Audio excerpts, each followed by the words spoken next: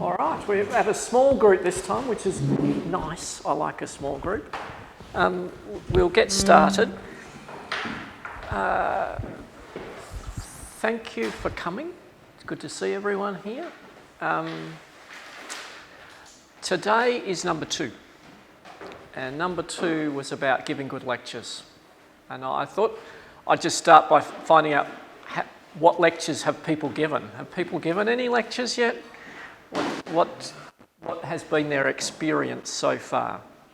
And then we'll go on, and my idea is today what we're going to do is, I've only got 10 slides, and they're the worst, in terms of giving lectures, they're not the slides you should ever use giving a lecture. They're just fundamentally some lists of my thoughts about what makes a good lecture, and I've actually got some slides about what makes some shocking lectures, the don't do slide.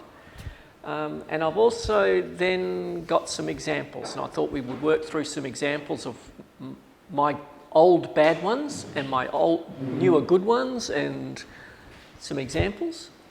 And I have a few other things I'd like to do in terms about talking about the technology of how to give good lectures and things.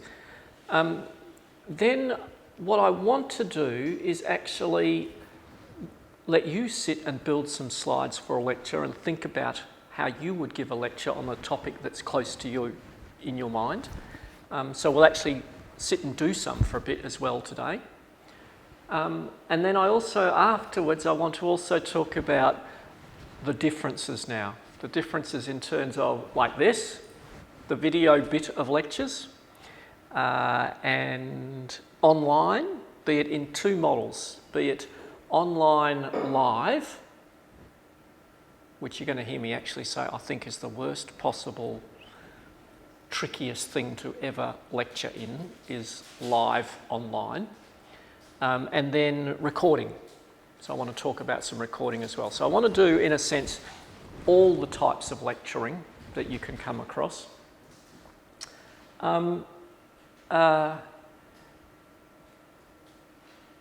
And I'm going to start, and this is going to be the irony of it, I'm actually going to start by saying, you'll see my first slide in a minute, is like, do you really need to give a lecture? Because I actually think in your generation, you're going to come to a position where you're going to look back and go, oh, that old bloke taught us how to do lectures, but we never do them anymore.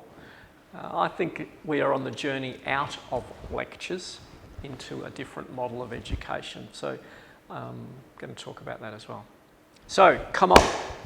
Amal, tell me, have you ever given a lecture? Yeah, in Saudi Arabia.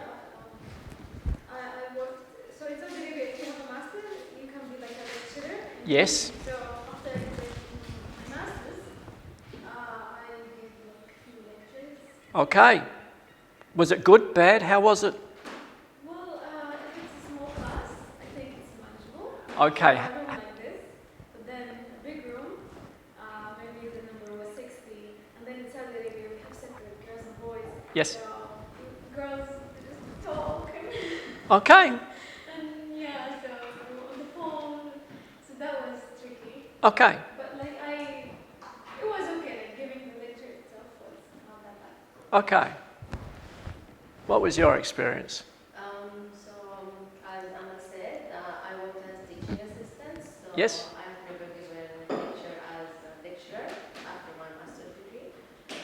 So I gave them many lectures in lab setting, Okay.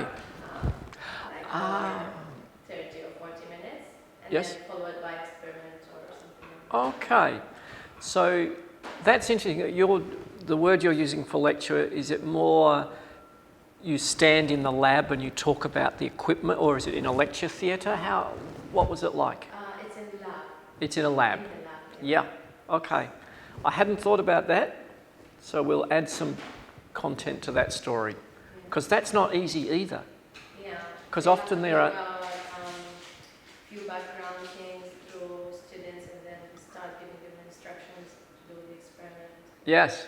Yeah. That's another challenge. Yeah. Yeah. Okay. We'll talk about that. Don't let me forget. Have you done any? Yes, just to give a short A short presentation. Okay. Lab stuff. Okay. Cool. Yeah, lab days maybe lecture. I was teaching assistant, so instructing some students and Okay. trying to make sure the safety of the lab. Ah, We yes. usually do that with the assistants, Yes. 2 people. Okay. Actually, that's another thing I didn't think about. When you try and give lectures with 2 of you standing here, that's actually, did you find that hard? It is Were you scared that they were going to say the opposite of you? exactly. Yes. That's the worst problem of that, isn't it? You're standing there and they're talking and you're thinking, that's not what I think we should be doing. You know? Sometimes even if your colleagues say something which is wrong, you just try to not comment on that. Yes, that is so true, isn't it? Because, you know, they're your friends as well, and you know, they just might have a different logic to it. Really good point. We should talk a lot about that. So if I don't raise that again today, you remind me, because that is a really important point. You want to remain friends, but you want to resolve your gap, in a sense. Good point. So my experience might try to 3 different type of lecture or presentation. First one is the pre-lab Yes. presentation, so you present some background, what you're going to do today in the lab. And second one is like presenting multiple research group that you're working with. Yes. And yeah, I think the third one is the most difficult one. Is like when you're the person who is in charge to do the presentation is not attending that lecture for some reason, and you are the one who came to The do that. emergency. Something. It's happened to me twice. Yeah. I've had that a few times in my life. Yeah. Rang up on Sunday, I'm sick, could you give the lecture in the morning? You know, that takes great courage. It's hard, isn't it? So yes, we should talk about that too. We'll talk about it, but I'm not sure I've got some wondrous tips to help. It's just hard, isn't it? You know, but good point. No, not very big, but I do, group studies, Yes. explaining how to use stuff, incubation and stuff like that. Yes. Yes, of course. Yeah, like the most recent one, like what, last year, I presented to my colleague about how to use the EndNote. Oh, yes. Yeah. Okay. Like, it was quite interesting how to Yeah. teach them the skills and the ways to. Cool. Massa, you can't escape. You can't hide behind the camera. I teach in dental public health Yes. course in Saudi Arabia for undergrad students. Yes. So yeah, it was like a great experience. It was like the first time I could give lecture to students, Yes. and maybe the most important point to reach their level and give them Yes. something understandable. So yeah. Yes. Yes. So yeah, it was a great opportunity for me. Yes. I remember clearly the first lecture.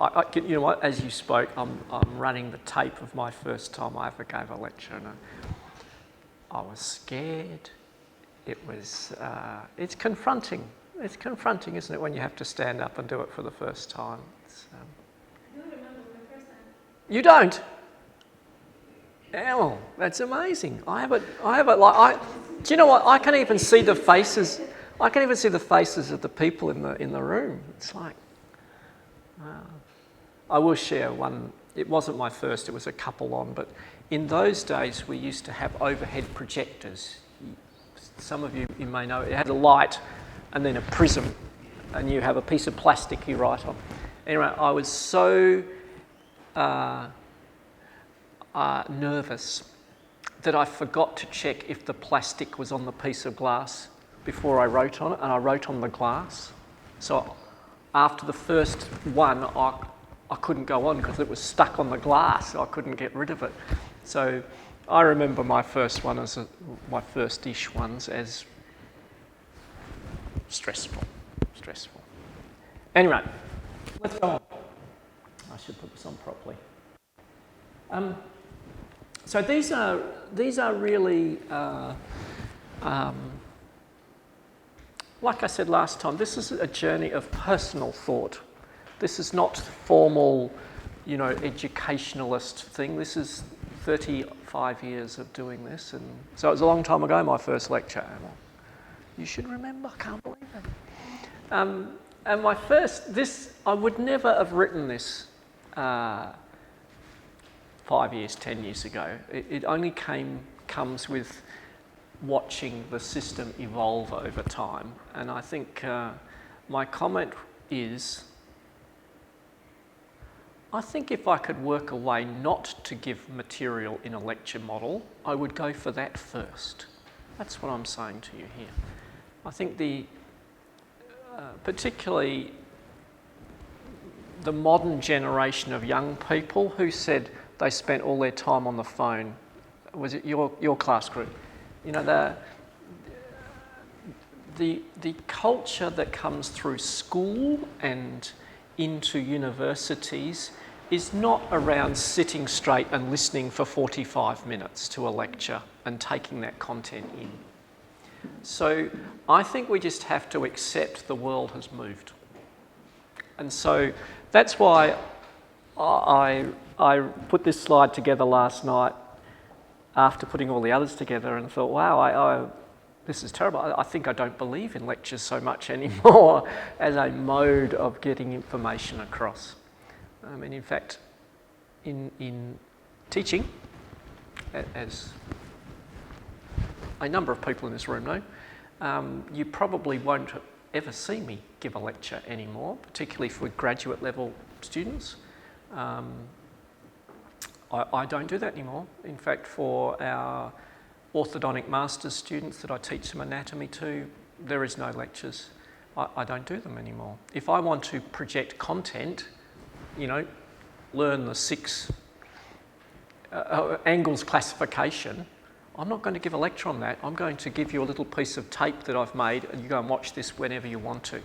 So I think the idea of a lecture, and I like the discussion about, in a sense, you've renamed a lecture to be what I would call a pre-lab. Yes, I think that's the logical choice for public speaking in this sense. But the old days of, the mandibles connected to the whatever, I think those lectures, my frank opinion is try and cut those back. Now, I did write up here, course structure. I suspect many of you, when you start out in university careers, there will be an expectation upon you that this is the course structure, you will follow the rules. That expectation's on me as well. So you might not get the choice to not give a lecture. So that's why I've put it here as a point of influence in what you're allowed to do. Remember last time we got together, we talked about all the rules of a curriculum and how you don't actually have your own control over much of this. So just be aware of that. In those sort of situations, my perspective would be, there's a lecture and there's a lecture, isn't there? You can call it a lecture, but you can reconstruct the way you present the material to be much more on the sort of tutorial-like interaction with the group. So the ideas of, person in, standing up straight behind, holding lectern, reading out a 45-minute lecture, you don't have to do that. The definition of a lecture can be wide. So it's ironic, isn't it? We're starting a workshop day on giving lectures and my first slide is try not to. But I think that's the truthfulness of it. So yes, please. As we discussed, if there's 2 of you standing there and one person is the very traditional old school formal and you want to be a little less in that mould and more adapting to young people's perceptions of the world, you might have to wilt and go with the formal, because they're your boss for example, and we all have that problem. So that's why I put that there. You know, you're a team, so you have to fit into the team as well. And the idea there would be to actually influence the team on what they're doing, change them. Cool. My general points, and the first one is the most important to me. Stick to time. You were students. Just go back in your own mind to the lecturers who had, for a 45-minute lecture, had 150 slides and ran 20 minutes late on every lecture. Are they on your favourite, you know, send them a card each year? Of course not. Everyone is shaking their head. So don't be one of them. Don't do that. Start on time and finish early. I don't mean an hour early, I mean, you know, a few minutes early. And reflect on your own university or educational careers. Why did they want you to finish? Why is a lecture 45 minutes and, you know, why do people want you to? Well, you need the 15 minutes to get to the next place or get your head ready for the next thing. It's not like to make you as a lecturer, to make it hard for you. It's for a strategy reason. So please, get started on time. Now, I'll tell you the reverse. My problem is, as you probably have worked, those who know me, I like getting on with things. And I get into trouble for starting early. Don't start early either. Yeah, because sometimes in venues, the automatic recording systems are set by the clock to come on at 2 minutes to the hour or whatever the starting time is. If you start 5 minutes early, the first 3 minutes is not on the tape and the students get cranky. So don't be like me either and be desperate. As soon as you get there, oh, you know, everyone's here, I'll get started, it's only 5 minutes early. You will hear hundreds of tapes of me, it's 10 minutes early, we'll just get started. Don't do that, don't follow what I do, because you'll get into trouble. So start on time, finish early. That's my best tip. And the next sequence I think is really important to think about. Sorry, we'll just keep this rolling. Yep. The next sequence is really important to think about. When you're looking after a course and lecturing, you want to set the community culture of the group. Students on their phones. There is a sequence of solutions, isn't there? Come in like you're the military and go, oh, I've had one friend of mine, I've got to be careful here. One friend of mine has a cardboard box and goes around and goes, put your phone in the cardboard box. And then they're all piled up on the box just sits on the front desk. And then there's the amusement that one rings in the middle of the box and the whole box shakes. That's not going to work, is it? In the end, students will get alienated and angry at you. They'll hide their phone in their bag. It's just a spiral of poor culture. So those 3 dot points are about setting the culture of the group. For example, if you came to one of my undergraduate lectures, you will see me, when I'm start, pull my phone out and in front of the other people in front of the students, turn it to silent and then put it back in my pocket. That's not because I was hopeless and didn't think about it 2 hours ago. That's to set some messaging into the group.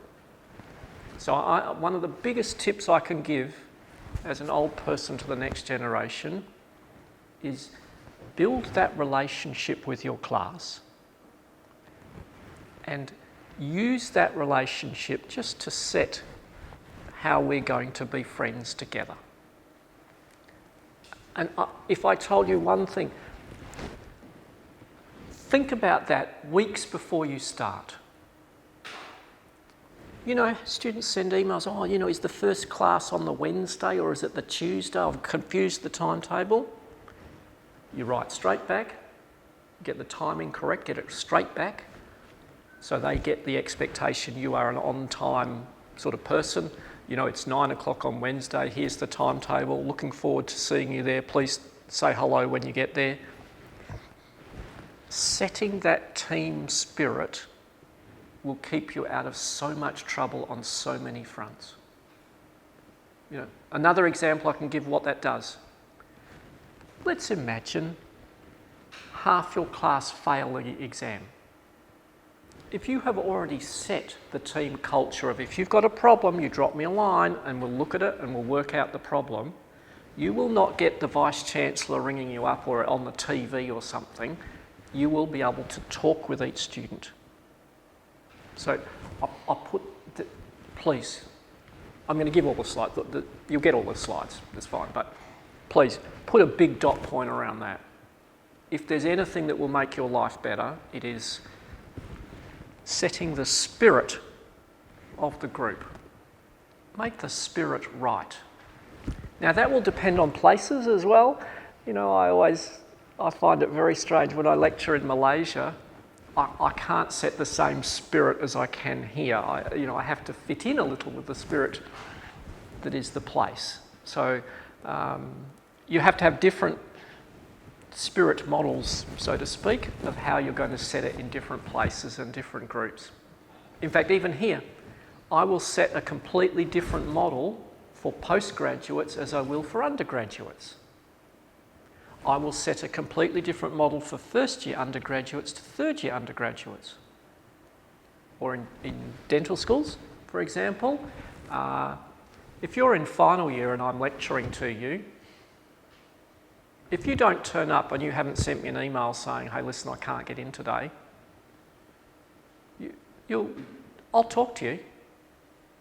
You know, I'll ring you up, go, hey, where were you? You all right? Because you're about to be a fully fledged clinician and a patient manager and things, and, you know, that's not appropriate.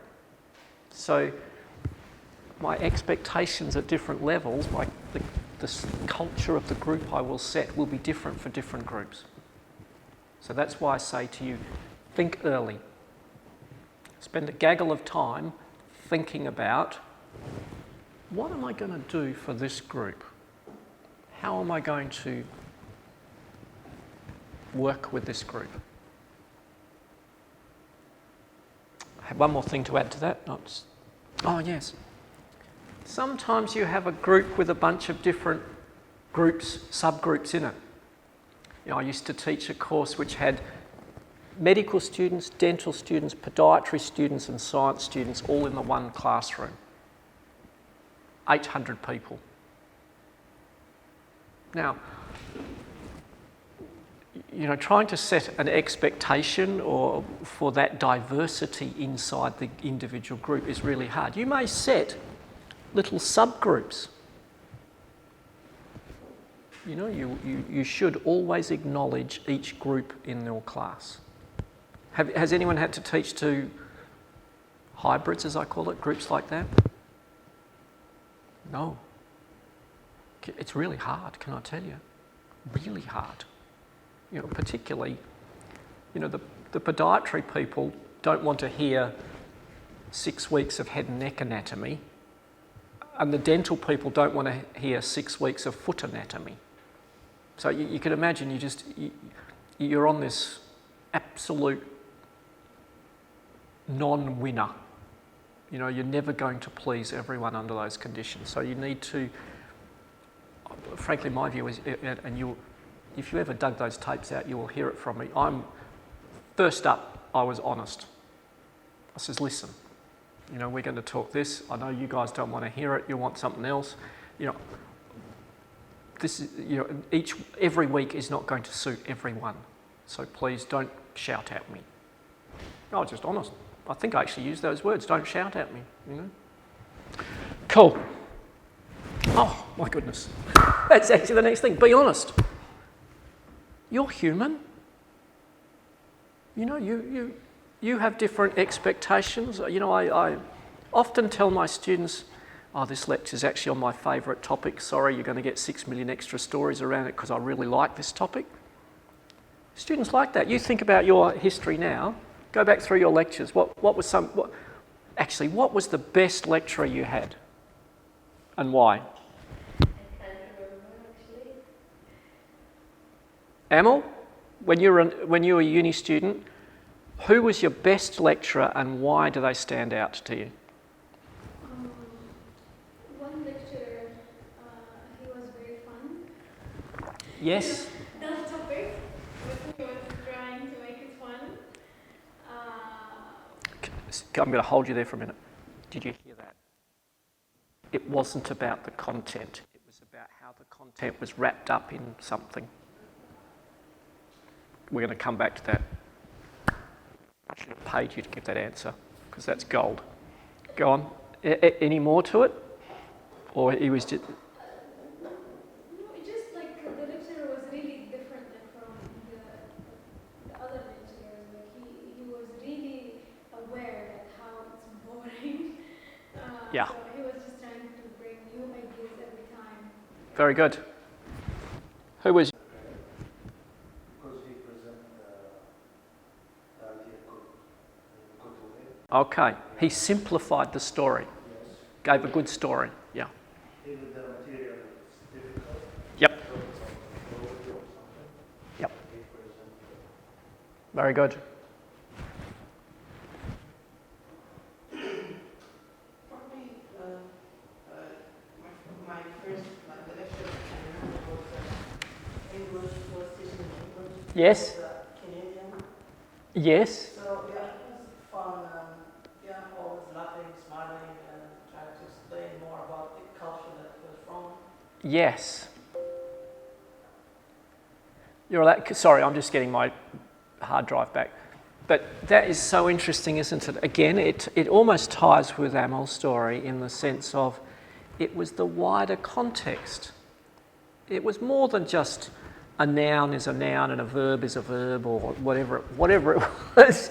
It was, this is how it works in my life. Sounds like there was also a bit of his own life in the story too, which is quite interesting, isn't it? You know? Yeah, we'll come back to, I think it's even here somewhere. Yeah, share a little of yourself.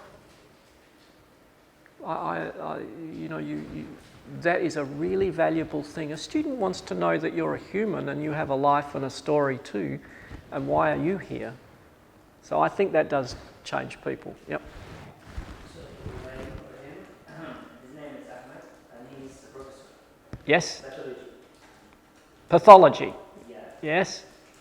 So, the best thing about him is, pathology is like a dense topic that needs a lot of personal stuff. But during the lecture, when he starts feeling that student is Yes? losing attention, he will back up with some personal story or something Yes. related to the topic, but based on his experience. Based on the wisdom. But it's like personal story almost. In Yeah. the lab or while he Yeah. was student something.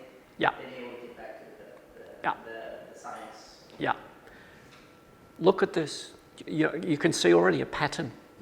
What a great day. You know, I should have paid all of you for the answers you're giving because it's exactly what we're on about here. It's not actually the content. Have you noticed that? No one has sat here and gone, oh, that was a great lecturer because he put 46 dot points on the pathology of inflammation up. None of you have. You've all said something about the human in front of you, the laughter, or the stories, which is so true. I'm telling you, that is without doubt what makes great lecturers. This was a good, because it's really where you have to understand these things and you give back to clinician as well. And I think it's personal intent more than Yes. anything else.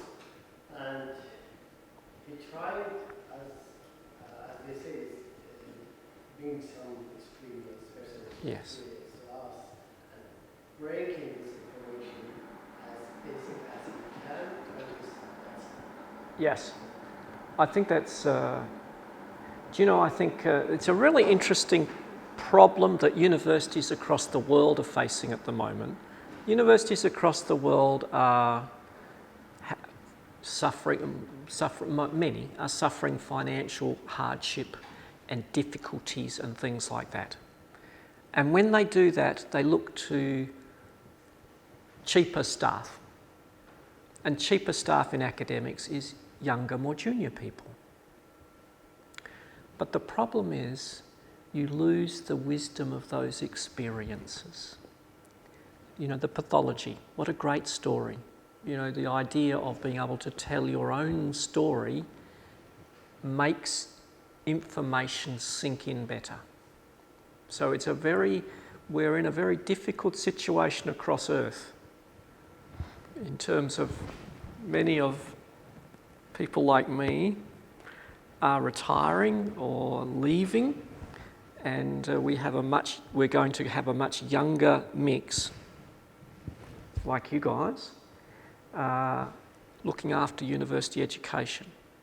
So that means you need to be good educators, to actually collect some of the wisdom stories and be able to integrate them into your lectures. So be looking out for those stories that add to your topics. Be collecting them. It's a really important thing. You don't have the same 30 years of life to collect them up slowly by random chance. You need to collect them in reality. Even down to, and I've seen some great young people lecturing now going, oh, my mentor tells this story about when he was a doctor. That's okay too. That still has the human link in it, doesn't it? So please, you've raised a really good point, and as the next generation, start to pick those stories up, lock them away. Also, he's a good person to build a relationship between him and students. Yes. Sorry, other academy.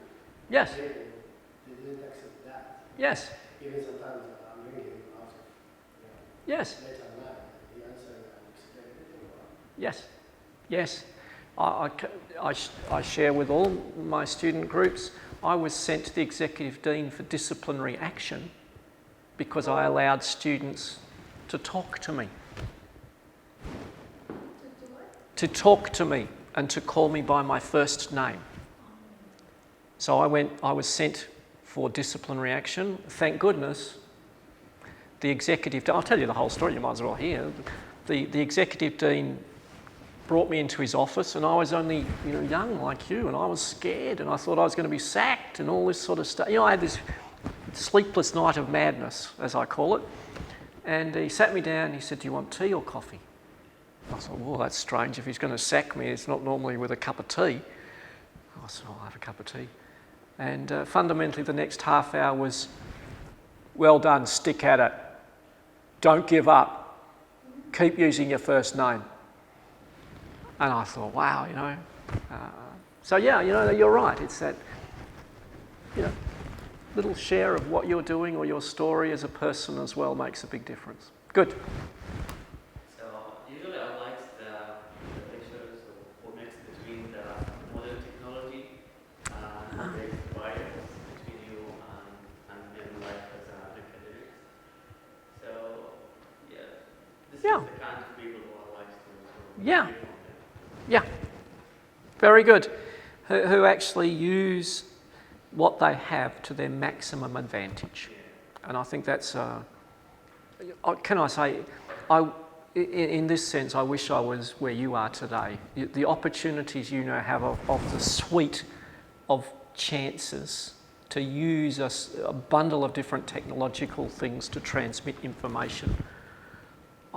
Well, in one sense, I'd love to be where you are, but in the other sense, it's like you've got choices now. It's hard. It's hard. So that's good. Who was your favourite lecturer? I couldn't remember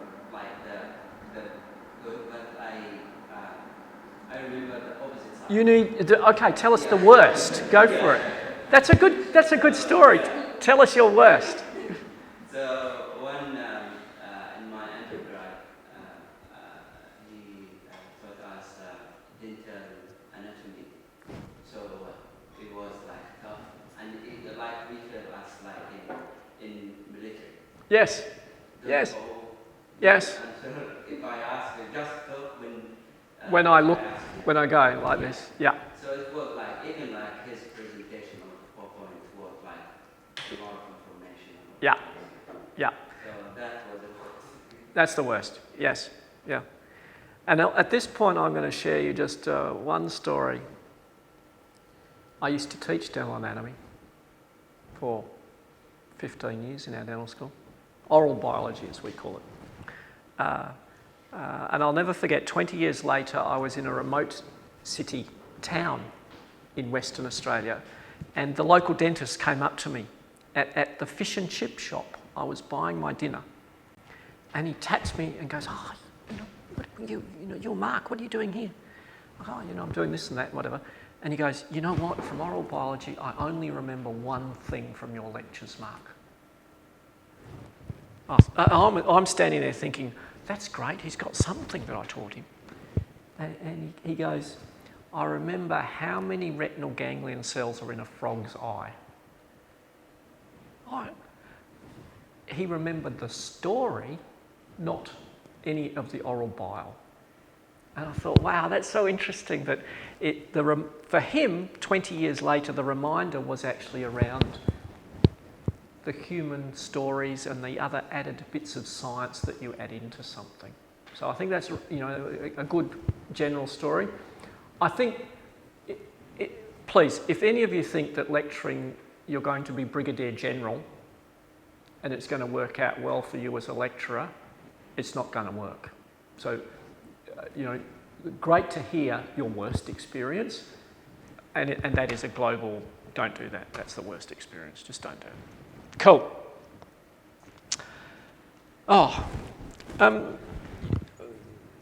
Yes, be happy to say, I didn't think of that. Be happy to show frailty. Often as a new lecturer, we feel like, I'm supposed to know everything about this topic. I will never say, geez, I don't know that. The best advice I can give you is just say, geez, I don't know that. That frailty is okay, particularly in the modern world, because you can take that on board and you can go away, look it up, and then send an email to everyone, hey, Billy Smith over in the back row asked me this question. It's a really good question. I didn't know the answer, but I found this. Look, here you go. Billy Smith feels fantastic because he's got one up on the lecturer, and now all his friends know that he's the instigator of some new knowledge. Other students feel like, wow, it's okay, if you don't know, it's okay. And so, please, those sorts of lines, I know when I started out, I didn't ever want to use those lines. And you're probably looking at me going, I wouldn't dare use the line of, oh, I don't know that. Feel free. It does you no harm whatsoever. No harm. Do a round robin so you know people, as we did. I have a few tricks with that. Obviously, if I have a class of 300 people, I'm not going around the room. But what I'll do is each lecture I'll just go, I often do this, person in the purple jumper at the back, or person in the yellow jumper over there, or, what did you think of that? Actually get people's stories out. People will be there for all sorts of different reasons. You will learn a lot about why students are there, what they want to get out of it. It will change the way you present information when you start to know your audience better. Now, in dental schools, you probably knew everyone. It's only a class of 40 or 50 in the lab or whatever. You probably knew each of them. Did you? Or In my school, in your school? Did you know each of them? I know PhD student in my room. Oh, you knew the PhD students, but your class group that you were You mean you're talking lecturing about- to. Yeah, of course. Yeah. So, getting to know who they are and why they're there is a really important thing. So, yep, please, round robins. Oh, this is another really important thing. I don't know about you guys, but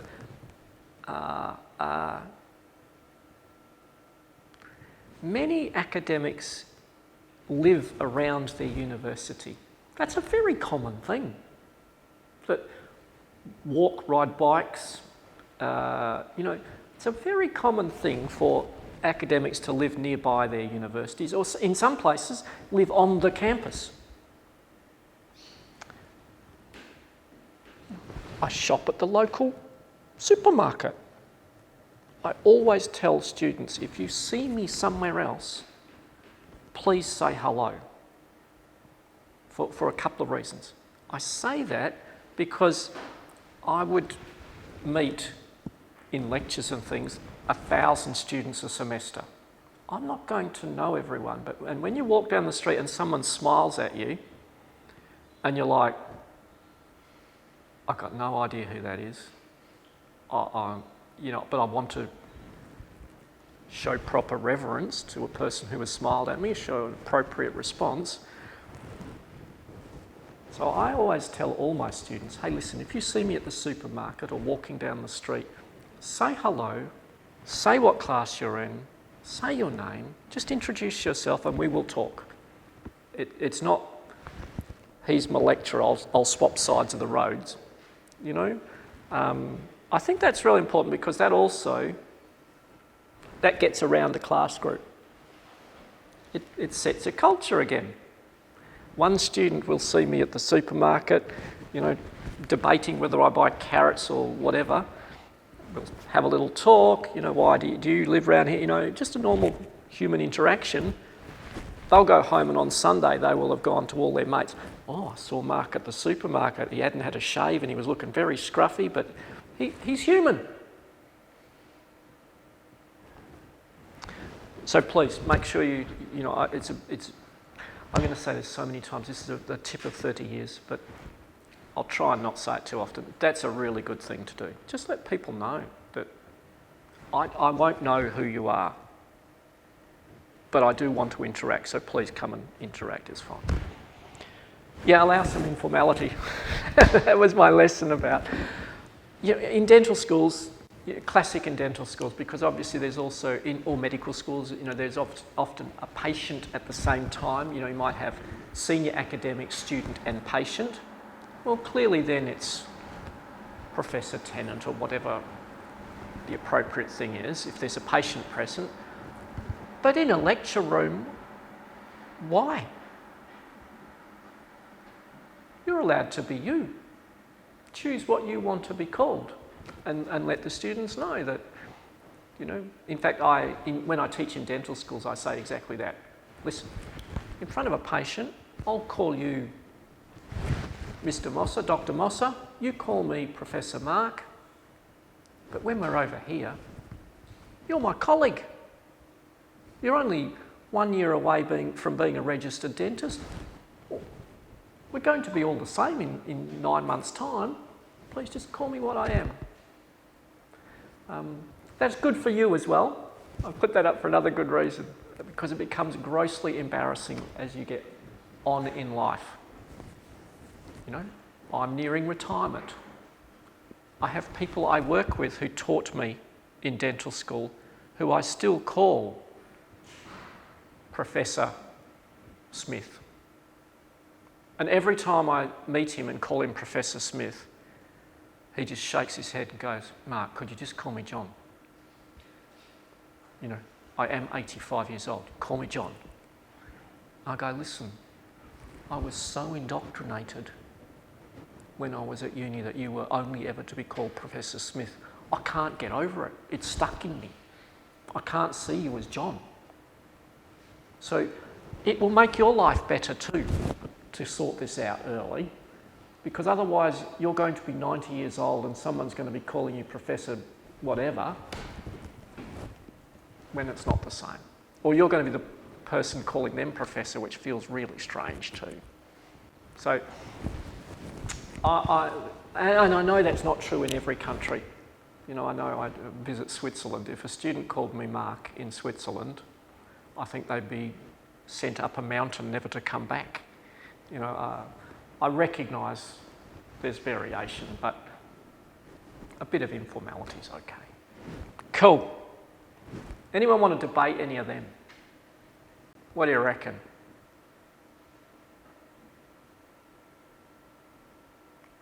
Would it work where you worked? Would some of those not work?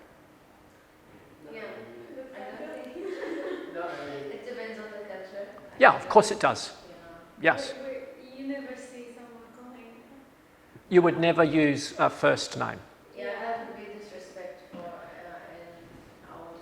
Yeah. Sometimes people Yep. don't accept that. That's okay. That's cool. Yeah. As I said, you know, it is very dependent on place. maybe it's not you know, so I studied for how long, and then you come. Yes. And, Yes. In Malaysia, for example, when I work in Malaysia,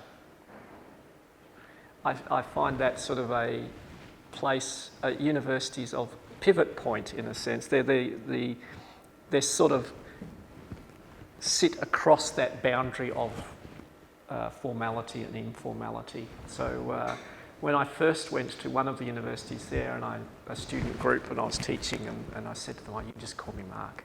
I could see, you know, you can see a flash of eyes of, "Oh, that's bad."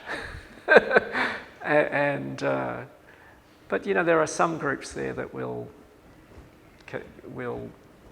almost whisper it, sort of thing. So yeah, I recognise that. You're cool. I think it will come soon to our culture to be the relationship between student and teaching assistant is informal. Because I remember your story when someone sent you to somewhere because Yes. you use your first name or something. Yes. So what happened there is there is some new generation who came to the academy or came from, but the old that They will still be that. Yes. So the time it will come. Yes. You know what? What you're actually talking about is you have to run different ways with different people. And that's absolutely normal too. So yeah, you know, I think there will be changes. I think the modern social media stuff is changing a whole bunch of things all over the world. And it's not going to go away. Let's stop worrying, you know. We're not going to close Facebook down. It's going to be here. So I think you're right. It's going to be on for change. Anything else there that's good or bad? No? We'll go to the next one.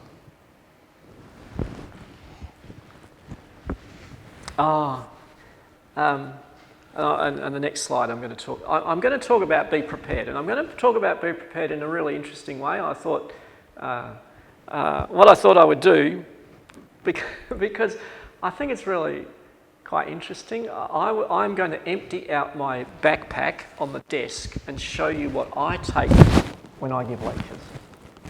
This is my working backpack. So wherever I go to give lectures all over Earth, be it 3,000 people in a stadium versus you guys, 10 of us as friends, the same kit goes everywhere. So I'm going to be prepared and show you what I carry from place to place in a minute. But yes, be prepared. I can't emphasize, I put it in bold, do you notice that? Very rare that I use bold. It's bold for a reason. Like, be organised and early. In the old days, oh, I love that. I hated that when I was your age. Now I'm using it. In the old days, to make a slide, you had to send the material off to a factory 2 weeks before they came back as little pieces of plastic. It took 2 weeks to make the slides. That was fantastic, can I tell you, because that meant that you weren't sitting there 5 minutes before the lecture making some PowerPoint slides. You had 2 weeks that you had to think about it before the slides came back. And you couldn't change them in that 2 weeks. They were off at the factory being made. So can you think about that? How many of you would have your lecture sides together 2 weeks before you go to the lecture? No, none of us. You had to. So being prepared means just get things sorted early. Why? Because to give a lecture, you will spend evenings or afternoons as you travel on the bus or as you walk around the supermarket buying carrots, whatever you're doing, thinking about it. Getting the wisdom of the stories in, where are you going to intercede the stories, all those sorts of things. If you leave it till an hour before you're giving the lecture to get organised, you can't bring all of those sorts of wisdom pieces to it. So be prepared, get in early. I know the world is not into that at the moment. The world seems to be into leave it all to the last minute or 2 hours past the deadline before getting organised. Giving lectures doesn't work like that. And I'll share with you a photograph of Barack Obama. I use him as a great speaker, as a measure of great speakers. His State of the Union addresses, now, he was President of the United States, a rather busy job. You wouldn't expect him to go into lecture venues and practice time and time again and write little notes on every sentence that he's about to say and little pencil marks where he wants to emphasise stuff. Yes, he does. He actually practices before he does it. So, you know, that's extreme level, but that's just early preparation. So please be prepared. Be early. This is a cunning trick. This is something no one will ever teach you. Be early and stand at the door where the students are walking in. Say hello, make eye contact. How was your weekend? What did you do on the weekend? What was your last lecture on? Just, if there's hundreds walking in, just one or two as they walk in. Otherwise, you just smile and nod. That connection will pay dividends. You've welcomed them into your home, in a sense. You've welcomed them in. Don't have them all sitting there and you rock up 5 minutes late looking like, you know, the president. This is the norm. Is that right? Yeah, no one allowed to come after the instructor. Oh, can I tell you? Oh.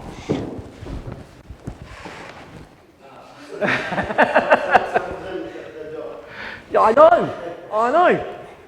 I'm going to talk about that. Wow, what's wrong? What are you laughing at?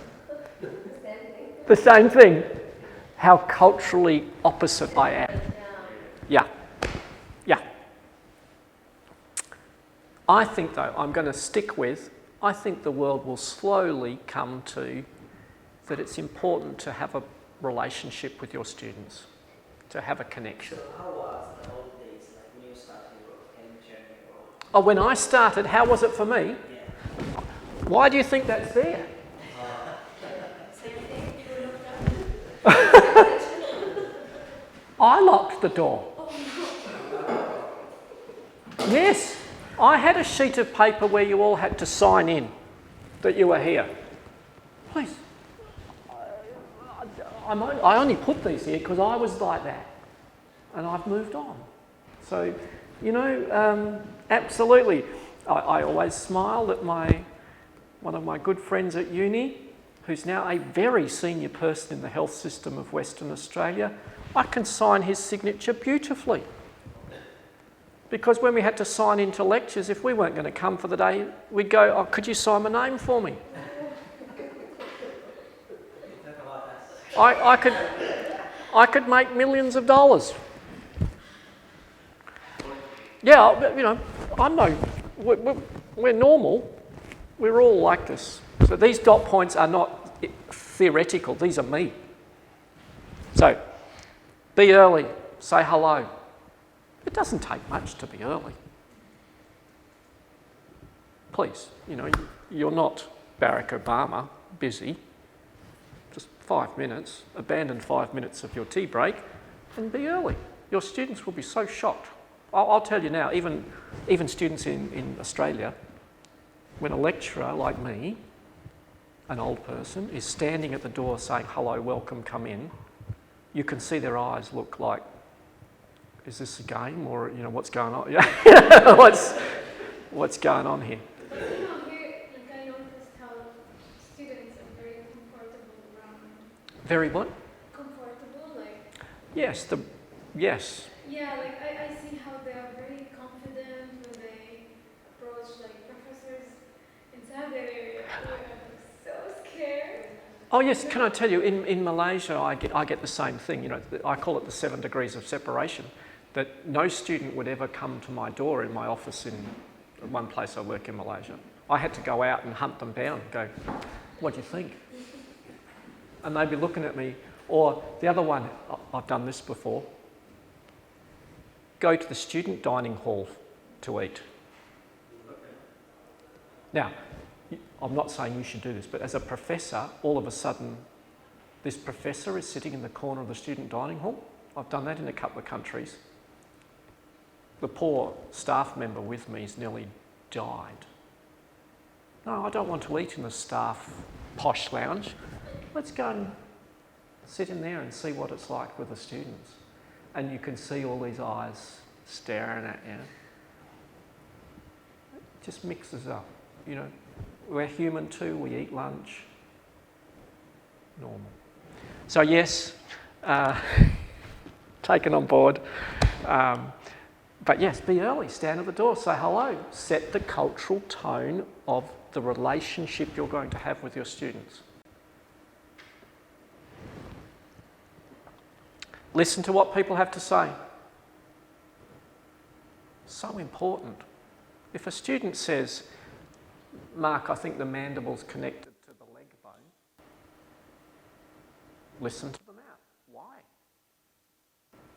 Don't just use a hand signal like this. Very careful. Be careful with your body language and your verbal language when a student asks something.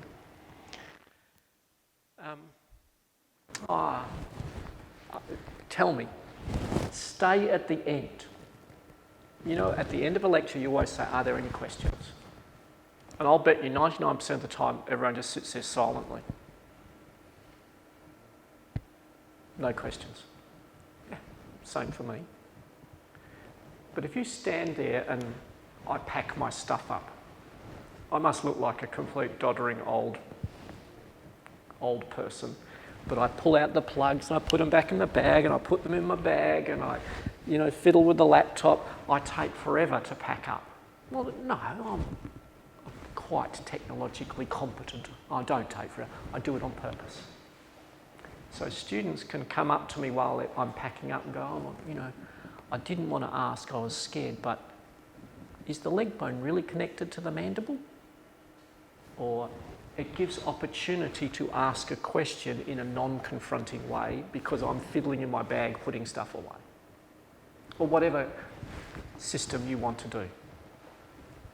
And I see students regularly come forward, forget about what I do for other lecturers as well, will walk down the lecture hall and stand there to ask a question as the lecturer's walking out.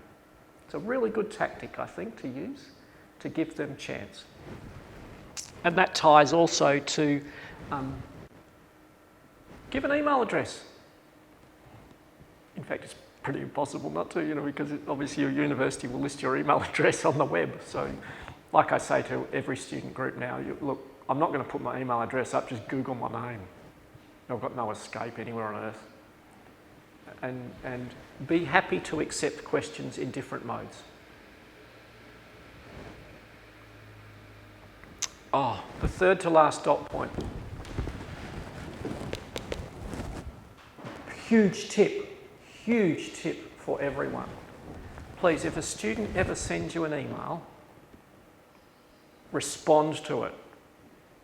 Not after exams are finished. Respond to it. You're laughing, I'm laughing because I know staff who do that.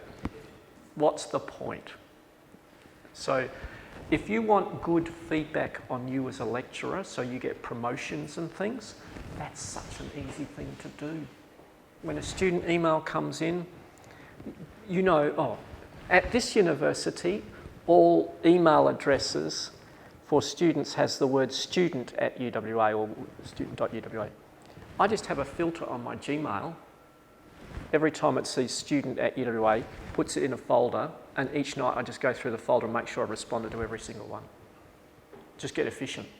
So it's not just in the, it doesn't just flow into the junk mail, you know, and just be efficient.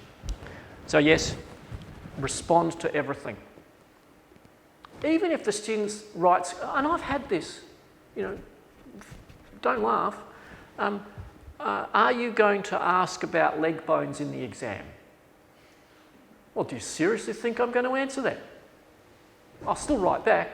I'll write something amusing like, well, you know, not sure I can really answer that because, you know, there's a big course and lots in it, whatever. It's just a nervous student wanting a hand. It's a cry for help. So just respond in a diplomatic way. Not, seriously, are you mad? You know, like, don't take the role. I used to take the role. It just generates a culture of, how can I cheat? Can I get my mates to sign the role? You know, I used to do that. Towards the end of taking the role, I used to look at the video of the lecture room, look at the roll and go, well, I've got, the class sizes were only 50, I've got 48 signatures and there are 25 in the room. You know, Houston, I have a problem here. If you can't set a culture where students turn up to your lectures, or watch them on the tape, whatever it might be, who don't want to be hearing you, is that their problem or your problem? Yes, it's your problem. Reflect on it. So, for me, it's really important to set the culture so you don't have to take a role, you don't have to lock the door, all of those things disappear. Okay? So, some of you are looking like scared. That's it. Is taking a role normal in many places still? Yes. Yes. Every class? The first thing we do actually. Because there is like five grades for that from 100. So attendance gets a score. It's like institution regulation. Institution regulation. Okay, well then I stand down. Obviously, you have to. You know, clearly there would be fire and safety and all sorts of things. You know, in some environments there would be safety issues about chemicals and things as well. I step back then, but in open participation, just put it in the back of your list of when you don't have to do it, don't do it, because it just sets the wrong message. But I'm not your boss. I think it's usually important to take attendance when you deal with undergraduate students who are just graduated from high school and don't really know about the real life and the commitment that they are going to their academic lives and then after they graduate. So I think it's more like sittings, when you set some rules for your graduates. Yes. Rather than follow these rules and be more, stick more to the rules and focus on their attendance, be there. Please don't get me wrong. I want them to be there. It is. They have a professional responsibility. They're a student. That's called come to class, is the definition of student, isn't it, really? Come to class. So don't get me wrong. I want them there. I'm cranky when they're not. And you can ask any of my dental students that I used to teach, that I used to go around and find them at lunchtime, go, where were you? And for a poor student to have to respond to the person standing there, that's a lot worse than signing a roll. So don't get me wrong, I want them there and I will do all my utmost to get them there. I have just over life found that the roll sort of sets a tone of policing. And I want to get them there by any method other than policing. And I also sense that when they graduate,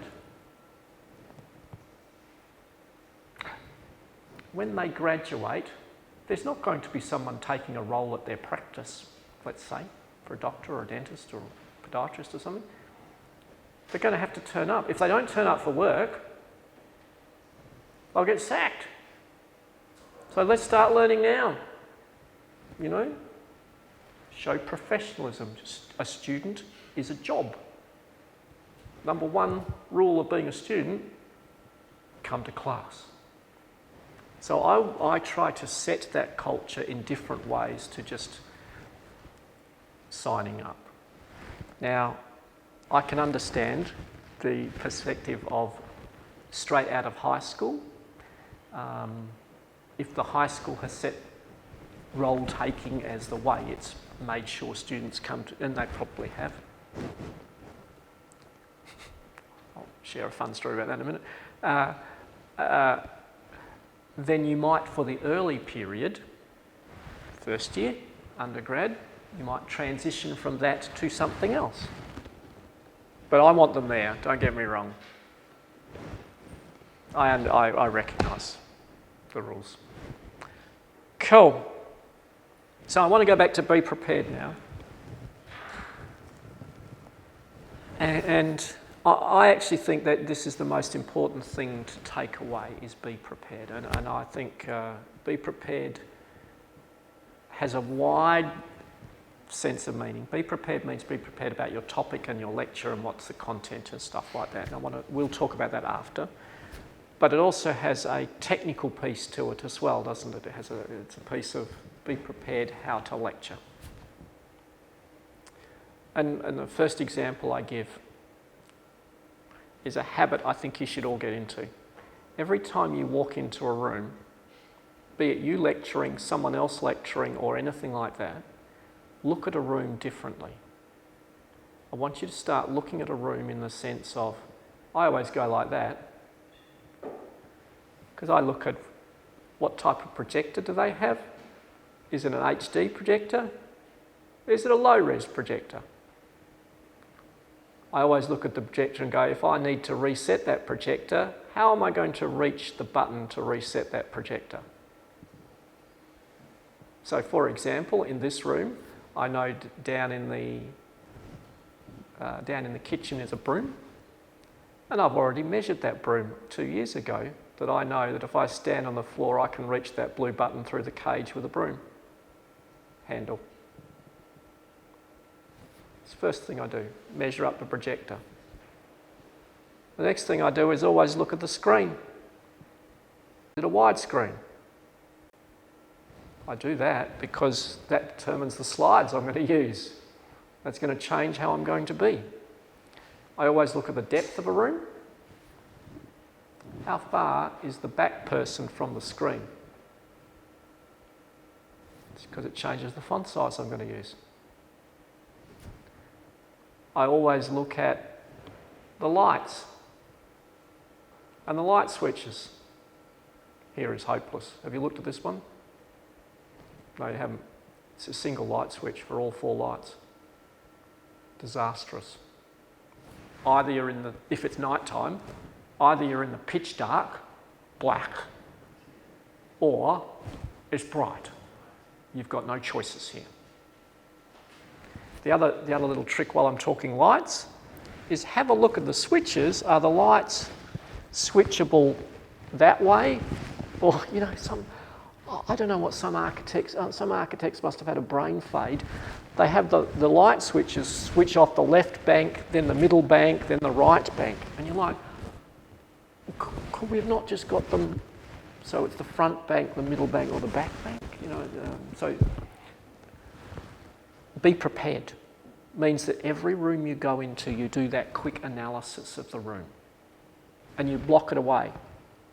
So then when your institution says, oh, you know, you're going to lecture in engineering lecture room 11, in your mind you go, oh yeah, I went into that 2 years ago, you know, it's got a light switch that works well, the projector's HD, but it's only got a 16:9 screen.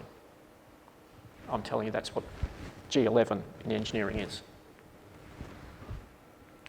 So please, that's the first thing about be prepared. Start looking at rooms with a different head and walk around them. In terms of scientific talks,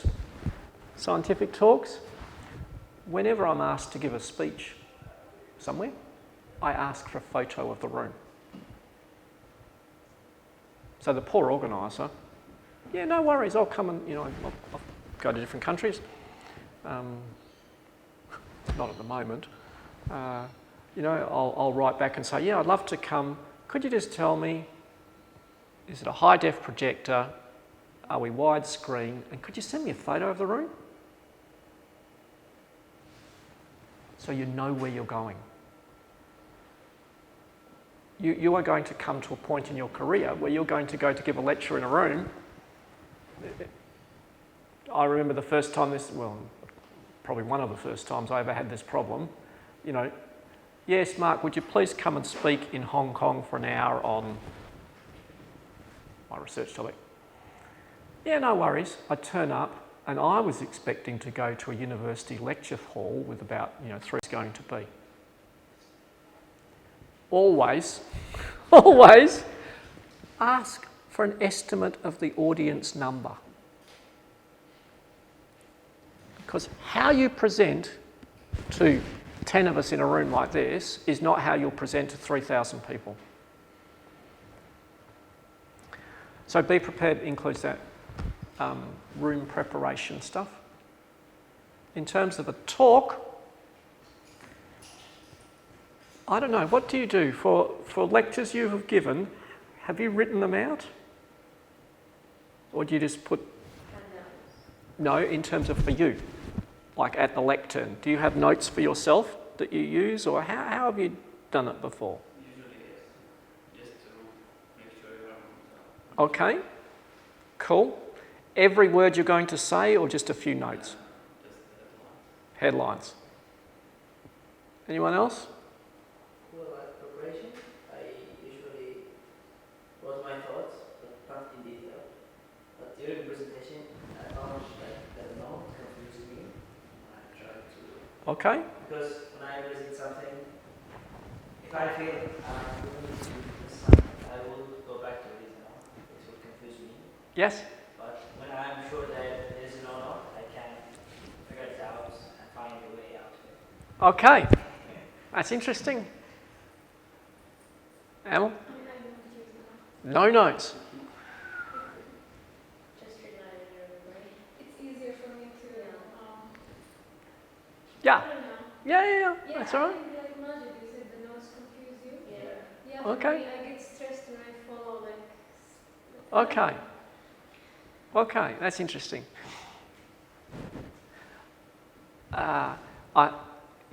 You know, like I said, there's many types of lectures, isn't there? So I suspect what we're talking about here is a lecture, a pre-lab lecture or a lecture, you know, 50, 60 people on a topic you're comfortable with, something like that.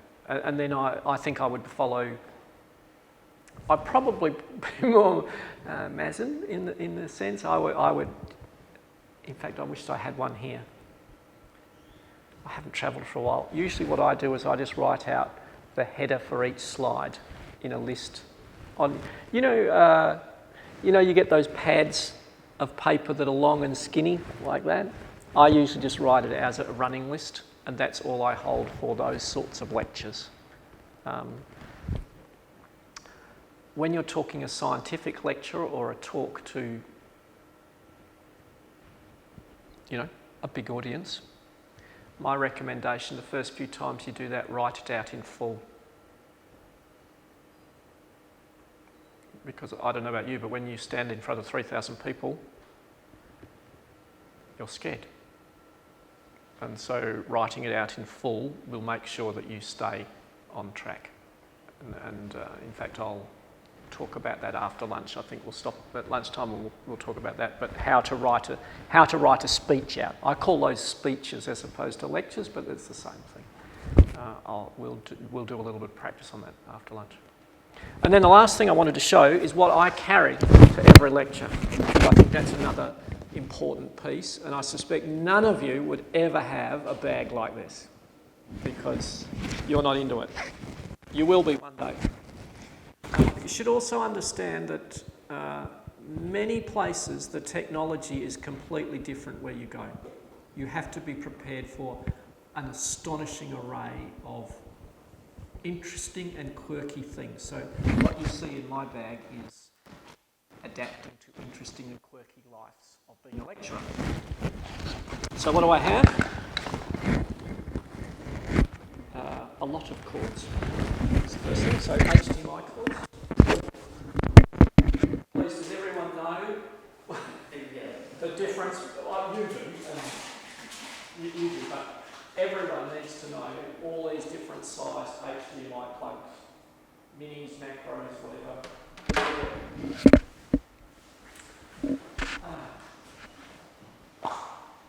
Best investment I ever made as a lecturer. $30, a microphone. It plugs into my phone. I have a free app. I have every lecture I give recorded. I record them. You'll laugh. My wife, I used to record them and then I'd take them home and she would listen to them and go, 13 ums. You said 13 times in an hour. How can you, what is that? And I'd get this absolute shellac until the point we came to a deal that she would no longer listen to my lectures. So I record everything and I go home and analyse it and reflect on what I did. I also record everything I do because then if the system's recording fails, I can give them something. I can go, hey, don't worry about it. I've got a podcast of the whole thing and the slides. Here you go, that'll save your meeting for you. So I independently record everything. And the other recording here is to get it off my phone into a laptop. So I have that. Best investment in life. Oh, this is the next one. Memory sticks fail. They're cheap for a reason. SSD with USB-C and USB-A. Because you go to places and they go, oh, have you got your lecture ready on PowerPoint to put on our computer? Odds of a memory stick failing are very high. So I always have 3 copies of every talk I give. I have 1 copy on that, 1 copy on a memory stick, and 1 other copy with someone else. 3 copies. Now that's not for my lectures with undergrads on superanatomy and something. That's for ones which at me. So please, my biggest tip to you is put the memory sticks for your favourite TV shows and get something solid to work. Oh, I love this too. You know the old with an Ethernet in the end. So, in fact,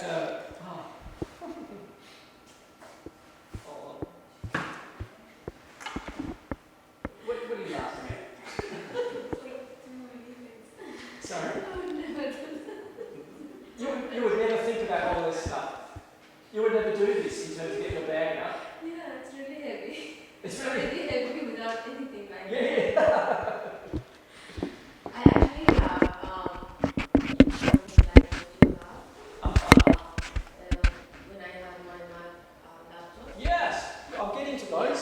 I haven't got through it yet. Thing, but Now, this is the other classic that I always, and you might notice, when I go to home, you're allowed. So I have a side changer. I like this one. This is the Bluetooth variety.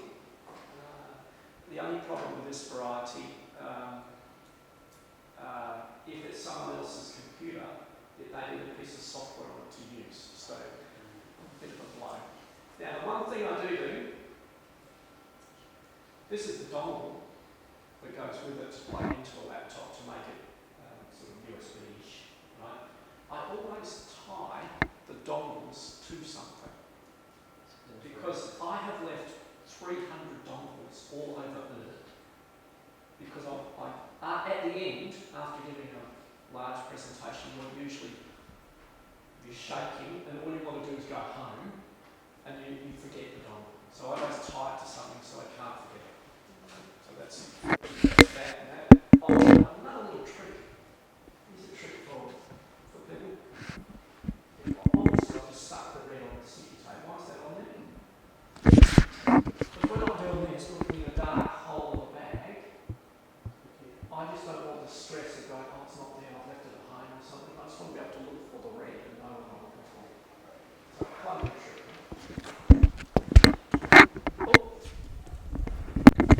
Sorry, lost it. What else? Oh, that doesn't count because I'm just doing a job today. That's not my normal kit. Oh, yeah.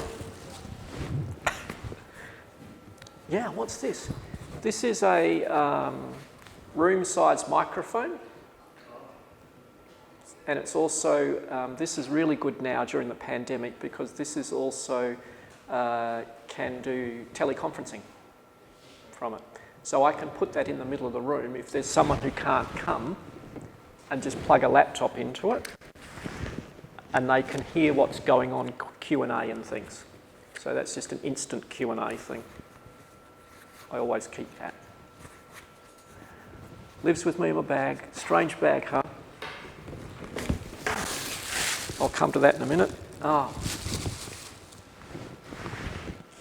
Same again.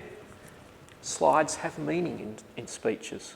So I carry two varieties of slide changer. This is, again, a dongle, but note the blue piece of string. The bag gets tied to this, so I know do not leave the venue without this back in its case, because the case is tied to the dongle in someone's computer somewhere at the back of the lectern. So I always have two of those. They're battery. This one you can recharge in 5 minutes, and this one just has AAA batteries. So two of them.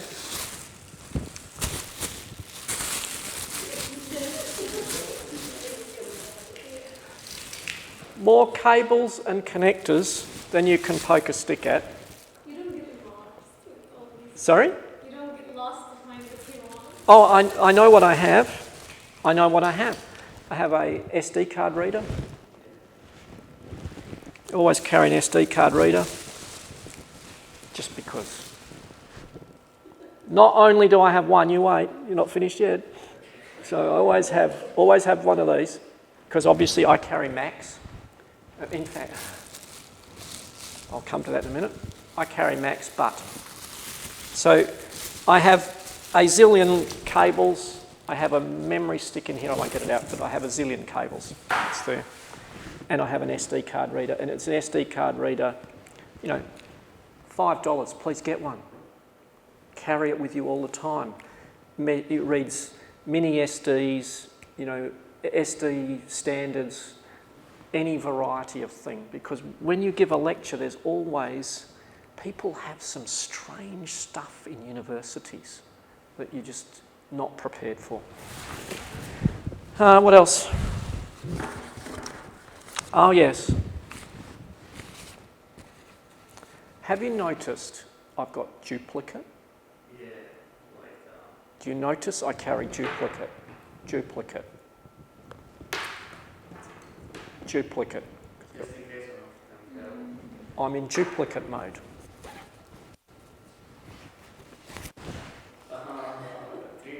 I've got 3 of them. I carry 3 for a good reason. Because it's usually only 2. The third is a spare at the moment. I carry 2 because I'll show you the next thing I carry. I'll explain why I have 2. But I always carry these as well. And can I tell you, 9 times out of 10, it's me lending these to someone else. that makes a difference. You know, you go to give presentations for a scientific meeting, and person X turns up with some, I just want to use my MacBook from 2008. Why haven't you got an adapter? Oh, yeah, well, actually, I've got one. Here you go. And you can just see the meeting people just go, thank you, we'll invite him back, but we're not inviting him back. So be prepared. The other thing I always do, and I brought it today especially because I was going to show you guys.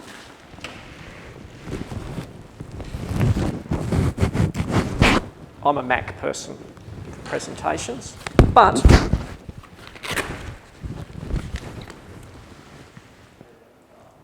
I carry a PC as well. And this PC requires the white dongles. So I always carry, when I travel internationally, I always carry one of each, because in many places the systems won't. Older systems were Mac unhappy, so I always carry a PC with me for those places. Slides, absolutely, that's what I'm talking about. For slides, carry both. Now, one thing I don't let venues do, a good lesson for you guys, we'll just take the USB and pop it on our computer and you just have to press them. Now, historically that was bad because often with the resolution changes you ended up with words hanging off the edge or the whole thing got messed around, it was a mess. So I still to this day say, no, you give me the plug, I'll use my laptop and I'll plug into my laptop to work with. I'm trying to risk minimise in my life of lecturing. So yes, I always carry a PC with me, he says. And that's why I have 3 of the dongles, because this one requires the dongles as well. Anything else in here? That was that? Oh yeah, just pen and stuff. I also, and I'm not going to get it all out. In the front, I carry stuff like headache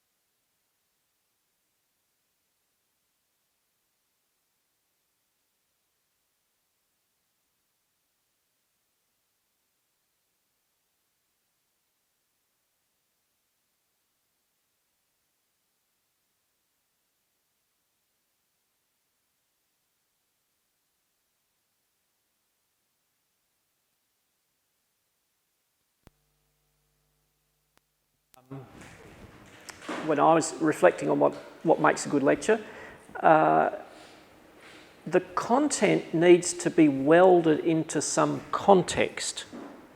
Why is this content interesting?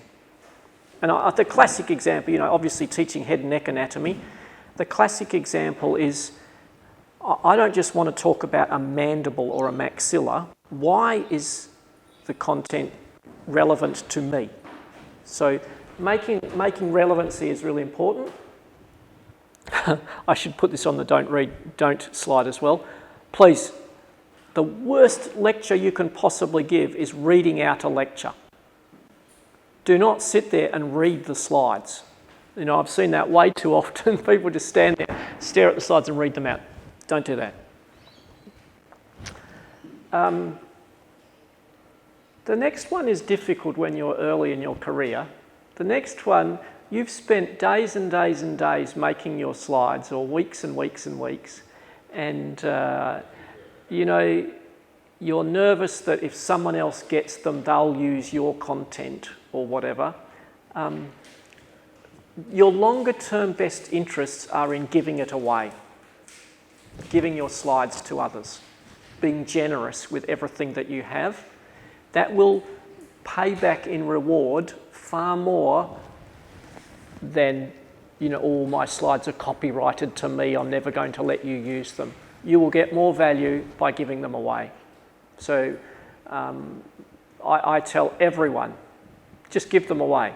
The talent that you have as an academic is the talent of you,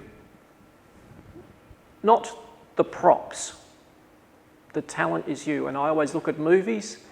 The talent is the actor, not what they're wearing or the equipment they use. It's the actor. So please give your stuff away. You will get value from giving it away. I always smile when I see my content come up in someone else's lecture. I don't ring them up and go, oh, I've got copyright over that. I'll go and say, well, that's interesting. You know, I love that slide. I know where that picture came from, you know, or something like that. But give it away. It's much better. And again, context. Give the students an understanding of why you're teaching this topic now. I think that's so valuable and important to do. Tell people why you're doing it. And the why must not be the exam. That is not context, that's a hurdle that the student has to jump. So please don't stand in front of a lecture and go, this lecture is really important because in the exam I'll ask a question on. Students know that. You knew that when you were a student. You knew the lecture would be in the exam, so don't do that. And yes, clearly get it related. Good. 2 minutes, because I'm not going to spend a lot of time on this. Is something you should all do. You should all know how all of this tech works together. The tech should be in the background, not the foreground, unless you're using something really exciting in the tech field that is the lecture. This basic stuff should be in the background. You shouldn't see it. All right? So the really most important piece of advice I can give everyone is go and find a tech expert and get them to run through how all this stuff connects up. You know, if your HDMI doesn't instantly grab that your laptop's attached to it, what do I do about that? When I was your age, my mentor showed me how to take apart a slide projector and rebuild it.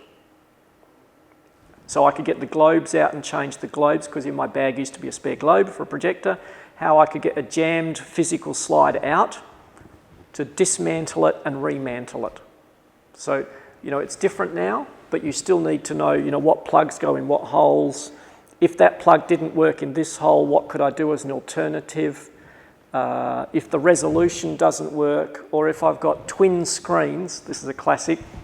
I see this so often, it just makes me laugh. But someone's got their laptop on, what do you call it? Continuous, you know, one big monitor, and they put their slides on, and the slides are on this side and this side is blank and they're going, oh, it's not working, it's not working. No, you need to know how all of this fits together. So that is a huge thing. Go away and work through all the tech part about it. The don'ts. Now, the irony is someone this morning said the lecturer they loved told stories, told a joke. I suspect they didn't tell jokes. What they did was they made it an amusing relationship to something else. Jokes are very dangerous things. Jokes don't work across cultural boundaries. Do not try and put funny jokes in lectures. Jokes get old over time too. So, you know, what is funny yesterday is inappropriate today. So, no jokes. I remember someone in hospital when I was doing a training like the University of University. There is a guy who was a professor. I think he's usually brings some cartoon or caricature in like sometime before his lecture, sometimes at the last slide of the lecture, and make fun out of this Yeah. thing. I'm not sure what's No. appropriate or not. I think that gets dangerous. To be honest, I try and stay in the middle of the road with lectures because clearly now they're all recorded as well. So jokes or cartoons cut out of newspapers and put up or any of those sorts of things I avoid because you just run risk. You know, you don't need that risk. So yeah, I avoid it. I think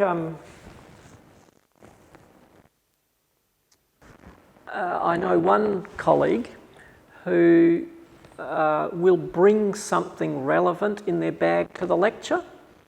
That often works out. For example, if he's talking about anatomy to a large audience, he might bring a skull to the lecture and halfway through the lecture go and get it out of the bag. That gets attention back and things if there's a fall off of attention. Yes, there are ways to do something to bring attention back, but jokes do not work. Do you think it might affect how people think about the person who did that? Yes, I think it probably does. I am always very nervous about jokes. Very nervous. No. No is the short answer. Don't do it. Don't get into it. Don't, how do I say this? Don't pretend you're more important than you are. In the sense of, when you stand up in front of an audience and speak, there can be a tendency for people to think that they are more important than they are. Be humble when you go and talk. Just be you. They've asked you to come and talk about a topic because you know a lot about it. It's not because, you know, you're the president of the UN or something. I don't think they have a president, but you know what I mean. I think an element of humbleness is really important in lecturing, particularly once you start getting invited to go and give a talk at another university or go and give a talk on your research topic somewhere and things. I've seen it too often. People, you know, oh, but where's the chauffeur to pick me up from the airport? Well, no, you know, catch the train like all of us do. So just be a little careful that you don't, you know, that there's a grave risk of thinking you're more important than you are. So just be careful, be humble. Really important thing. You'll be invited back if you're humble. I absolutely think you'll be invited back. I started to talk about these last time, I think, from memory. You said I tried to remember from last time? Yes. So I thought I'd write them out. I used to have 10. I only got 8 last night. I was obviously short last night. But this is my tips about slides. My tips about slides are to make sure you impact the most of your audience you possibly can, clearly, and to get the messages across. So these are about messaging. I'm not going to read them out, but I'll talk about the one about graphs and tables. I think I said it to you last time. Each slide needs to be self-standing in the sense of if you didn't hear a word the speaker said, but you looked up at the slide, you've got to be able to understand the slide without any additional words. And graphs and tables are the high-risk piece of that.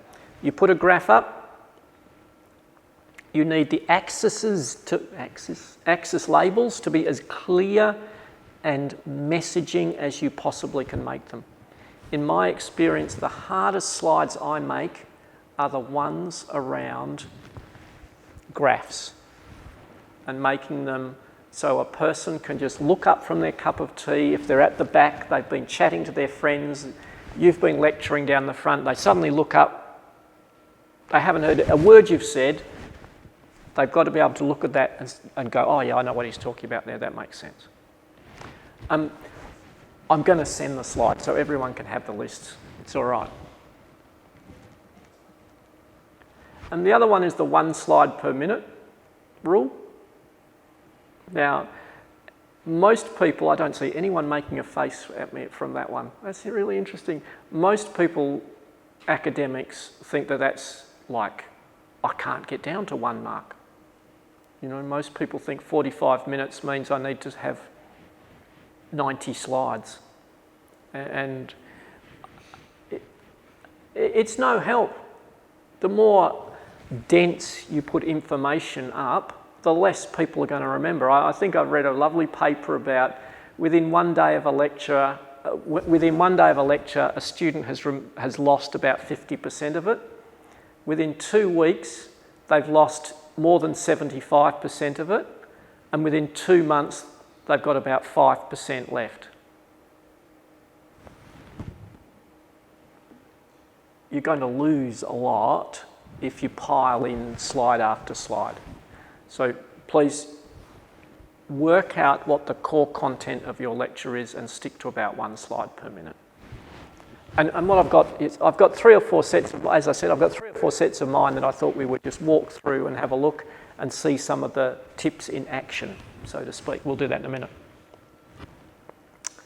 Actually, let's do that now before I've got about 3 slides left, which moves on to the story of contemporary pandemic education and video lectures and stuff. Let's save those and look at some of the slide sets I've got, and we'll talk about those and you can see some of that, and then we'll come back to this. Does that sound all right? Cool. Right, let's turn that off. We'll pop that out of the way. And now, I thought I'd start with this is a set of slides that I made in about 2005, I think. So a fair while ago. It brings me great smiles because it's in fact based on my mentor's slides. He gave me his anatomy slide set. So it's his original work here. And it brings me great smile because he was about my age when computers first came to usability. And so he loved this PowerPoint thing and how there were all these backgrounds and things. So that's what you're seeing here in that sense, that journey of life. So yeah, I just want to look at it. The first thing you obviously notice, it's not widescreen. Have you immediately noticed the slide shape is standard square slide shape? And then the next thing is obviously, as I've just said, the background piece. I wouldn't be doing any of that anymore. None of it. I wouldn't be doing the blue, I wouldn't be doing the yellow, I wouldn't be doing any of that sort of stuff anymore. So yes, let's just get this up and have a look. There's a few other things in here. Cleverly, and I've taken the gory photo off for today because you guys aren't into anatomy, so I thought I won't show gore. The very first slide in the sequence is, why is this important to me? Because you are going to inject this nerve. So you can see the sequence. Title slide. The very first slide is to say, why am I here? What am I doing? Now, I've noticed some people have decided to put the learning outcomes as the first slide. I suspect 90% of students don't even know what a learning outcome is, other than it's the list that the course should have in it. I always put those at the very end, because then it's on the lecture so you can see what learning outcomes were covered, but it's not front and centre. For me, when I go to a lecture, I want to know, why is this relevant to my future career, not my exam, the learning outcomes of my exam. So a great example of that here. The 20-word rule. Notice the font size, all those sorts of things. This slide set's actually designed for a room that's about 4 times the depth of this room. That's, I hope you're sensing now that's a very strange way of thinking of a slide set. I want to get your head to that position where you're now thinking about slides are designed for an audience in a given space. Big pictures, these are old pictures out of books, so that's why they look like this. That's cool. And I'm just going to dash through here. I'm not going to show you all of these.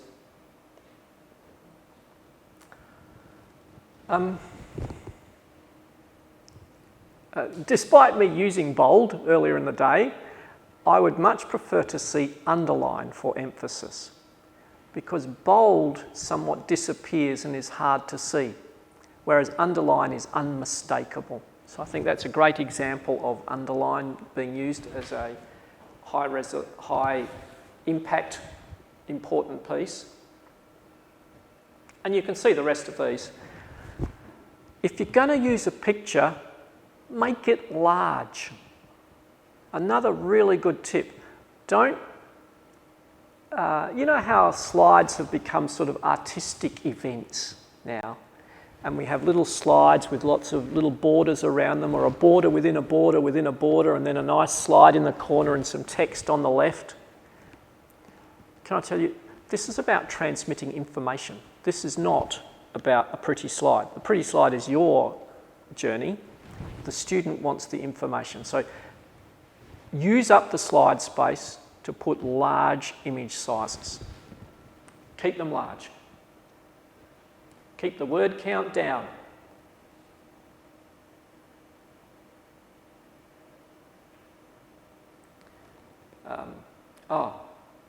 And now I'm going to show you the slide that every student since 2005 who I've ever talked about this lecture to always raises with me. Nothing to do with the lecture. I actually used this room, it was in a hotel I visited, stayed in. This is the metaphor for the shape on which all the wires go out. The wires go out through all these windows. And so interesting that this is, when I talk about the maxillary nerve to graduates of this course, they go, oh yeah, the bathroom, Mark, I remember the bathroom. So I show it to you, I tell you that story because it's often not the content, but it's the content and how it's linked that is the reminder in this. So please, that's a classic example. And then at the very end,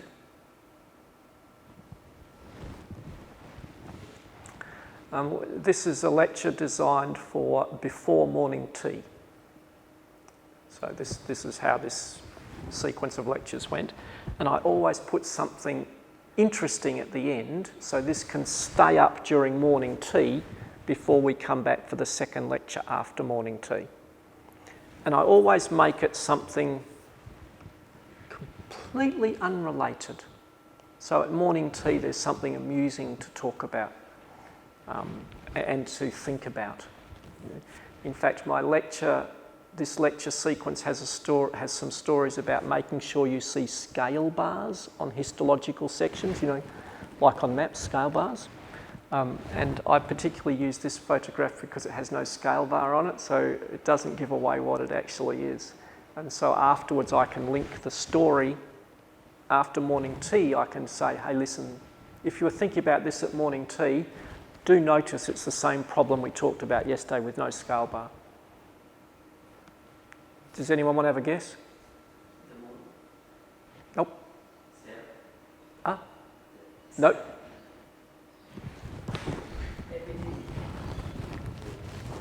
That there is Curiosity rover on the surface of Mars, taken from the satellite above Mars, circulating above Mars. And if you look carefully, you can see the drive points from where it landed. So it's still Andean. Say again? It's still Andean from, I said the moon, so. You were close. You're only 300,000 kilometres short, but you were close. But yes, so and this is the line of the satellite's movement across the planet to check the analysis. So yes, I always do something like that if I'm doing a break in it. I put something up, which I didn't do today. Apologies. I thought you guys are here to learn about this process. So yes, break time. So I suppose looking at that, there's a couple of messages. Moved on in life. No blue backgrounds, no white text, all that gone. And narrow screen, but also giving context early. That's really important. And keeping connected with an audience. Good, next one, next set. Now I've moved on in life. These are more modern ones.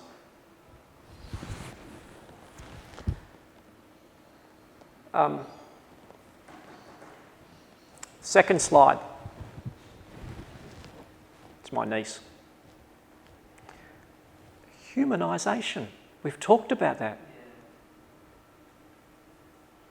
He's a normal person. He's got a niece like everyone else on earth. In fact, she gave me one of the ideas that underpin all this work around telehealth that we're doing. It's her story. So I use that to attract some attention early in the lecture. Because if you've got an audience, if you start talking about little kids, 99 times out of 100 it's a winner. People get that. 20 words or less. Quite clear. So slides with little... often people say, oh, Mark, but there's no content on your slide. Well, sometimes there's no content and the content will come out of my mouth, and sometimes there's content and little will come out of my mouth. You need to work out what you're going to do with each slide. A slide is you have to put some thought into what that slide is, not just toss together 16 dot points on a slide. Think about what each slide means. This is a good one. I regularly use this. There is no expectation that people will read the piece in the middle. In fact, have you noticed the text? I used a JPEG on purpose to make it a bit blurry. It's actually hard to read the text in the middle if I put it full screen.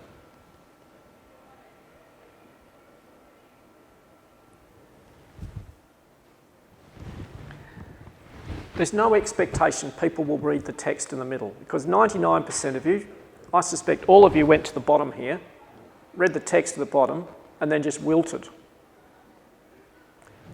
That's on purpose. This is to go, hey, listen, this is actually from a report. You know, look at it, 2.2. You know, it looks important. It's from a report. But the content is the piece at the bottom, and I will only talk about the piece at the bottom. So this is a great way to give importance to a piece of knowledge without repeating, in 1976 or whatever. Sometimes people put the covers of reports up. That's another clever tactic to make this look valuable. So that's a clever tactic of word reduction as well. Where's another good one? Yeah. If you've got your telescope, you might be able to read that, but you're not supposed to read it. You're basically just the 5 words here. So do you see the art in these? The art in these slides, this is a science slide, not a teaching slide now. This is about put emphasis, but only read some of the words. What else is in here? Oh, another really important thing. When you're giving a talk, you might be giving a talk about a particular location. If you're doing it to an audience of international people, a picture of the location actually gives people context. So this was some data about Canberra. I always put a picture of the places that I'm talking about when we talk about them. Give people context. Remember that was on one of my dot points. Contextualise, attach people to places. Cool. What else have we got here? I think I wanted to go straight to the end here. Yep. Another really important thing when you're giving slides and giving a lecture, tell people when the end has come. How many times have you been to a lecture and you're looking around the rest of the audience, do we clap now or do we just, has he finished? Much better to tell people when you're finished. And I always, at the end, put the word questions. Because I've organised meetings, you've all organised meetings. There's nothing worse than the poor organising person have to stand up and go, oh, Mark, would you be happy to take questions? Are there any questions? By doing it yourself, you relieve them of the stress. You'll be invited back next time. So the art is to relieve them of stress by just going, right, ready for some questions. If they haven't got time, what I normally do is I'll talk about clocks in a minute. I usually look at the time as I'm about to finish, and as the slide comes up, I go, we're out of time, you save your questions, I'll be here at afternoon tea, grab me and I'll answer questions.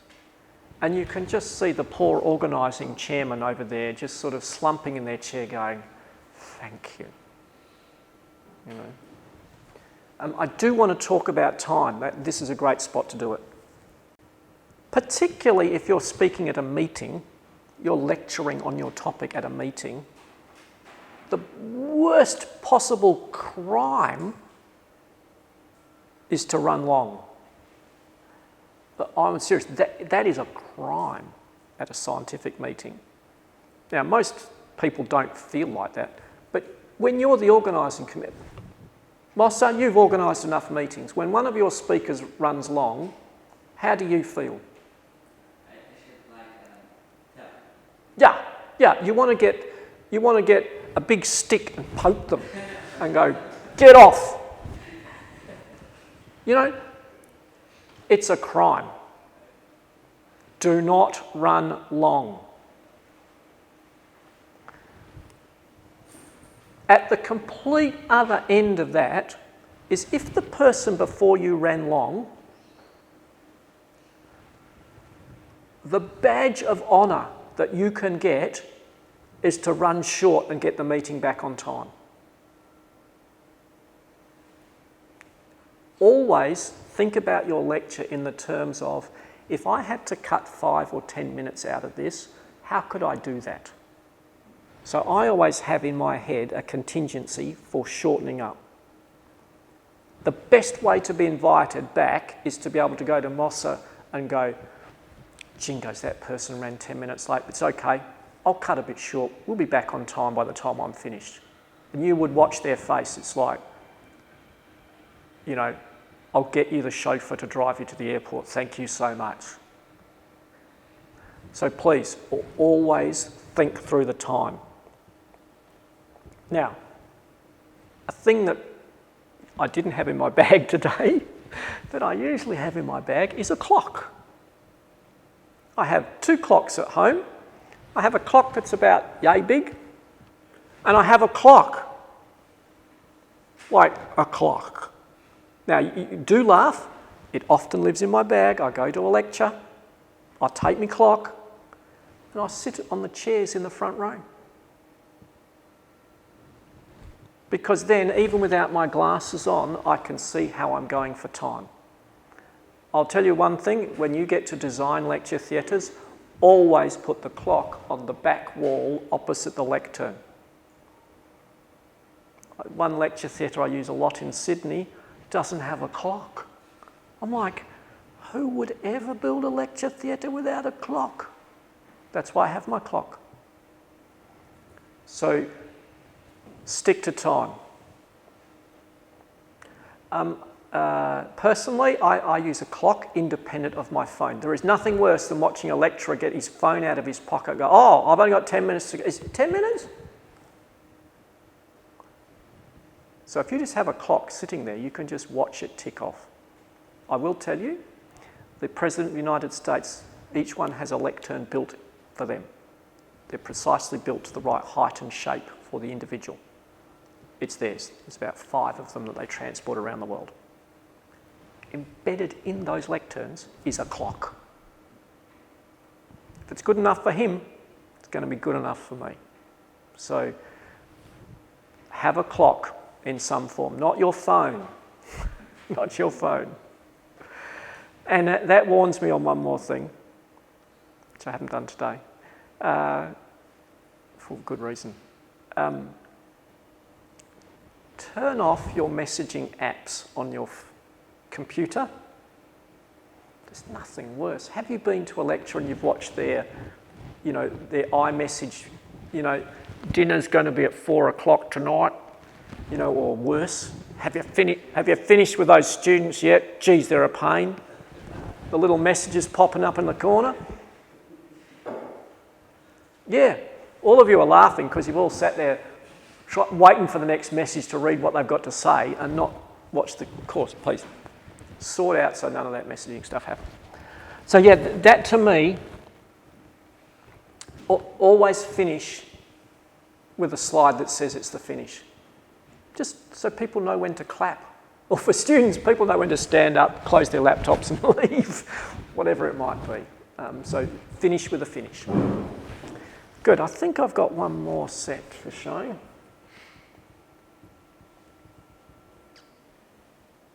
Yep.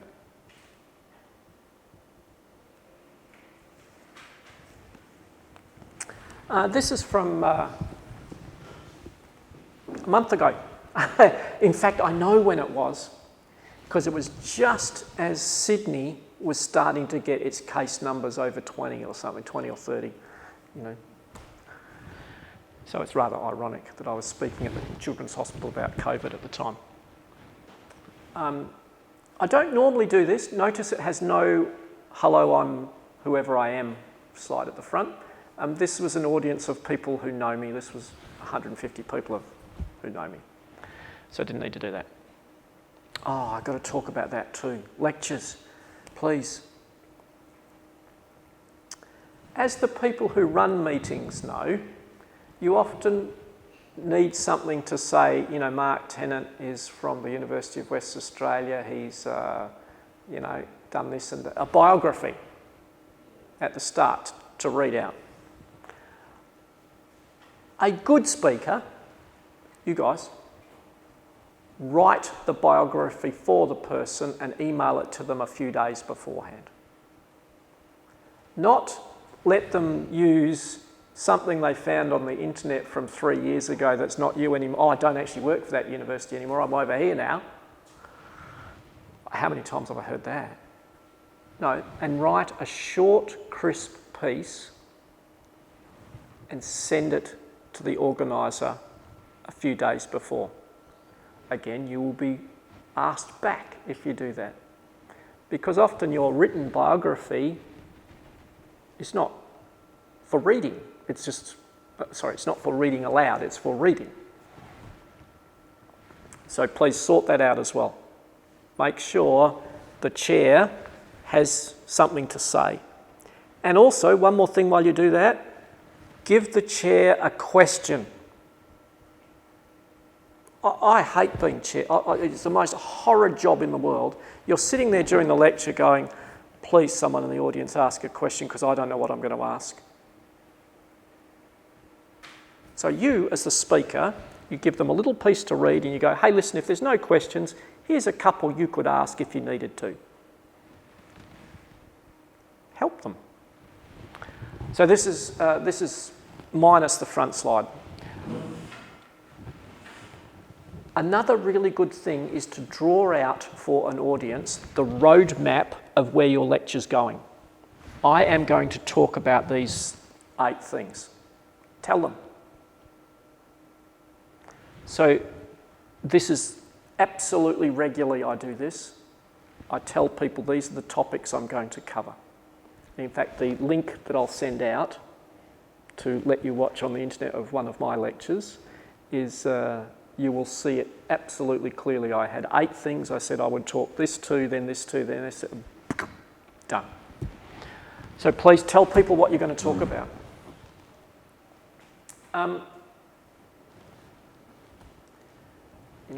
Speaking of my own thing, personalise it. This is showing a bit of me in my lecture. This person was a dear friend of mine, worked at the university, has the highest bravery award that Vietnam can provide. Saved hundreds of lives during the SARS epidemic and lost her own life in it. So, I told that story of my friend and what viral outbreaks meant to me. So personalising a lecture is it gets people connected into the story. So yep, a little bit of a story. The slides again, I'm not going to go through them, but you can see, very simple.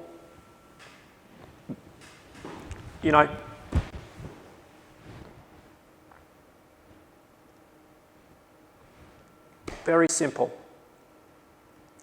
Keep lecture slides simple. Single message. I think that was on my dot points, wasn't it? 1 message per slide.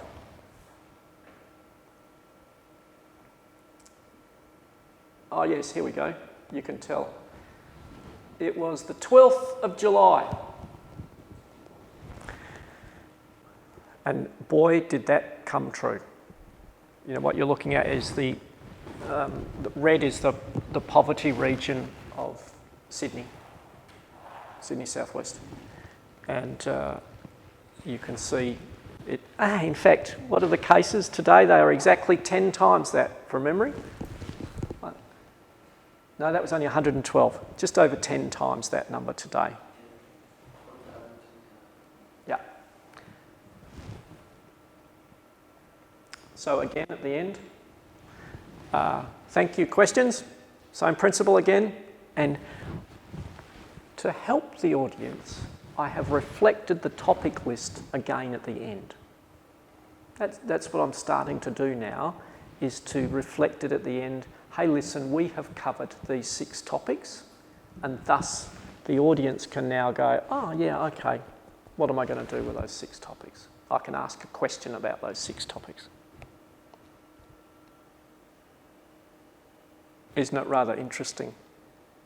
Sorry, we're not supposed to talk the content, but just have a look at the 6 topics and how relevant they were 12th of July. In fact, all my epidemiology colleagues go that for New South Wales, that second week of July was the pivot point. If they had actually acted then, they wouldn't be where they are today. And so it's ironic that this, you look down that list, you know, and you go, if you'd actually done something, wouldn't be here. Okay, I always, you've noticed on both the thank you slides, I didn't show the first one, but always I put a connection to make contact after the lecture as well. With my student undergrad ones, I do the same as well. The last slide always has a connector to me if you have a question later on. Cool. Any questions about slides?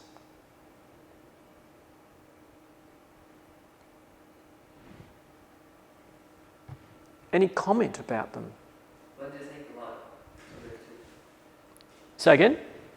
Oh, number 2? Yeah. Well, I'm not supposed to talk the content. That's the lab in question. No. This lab here. This is the Wuhan viral lab. Behind it, you can see this is actually the complete genome of the virus.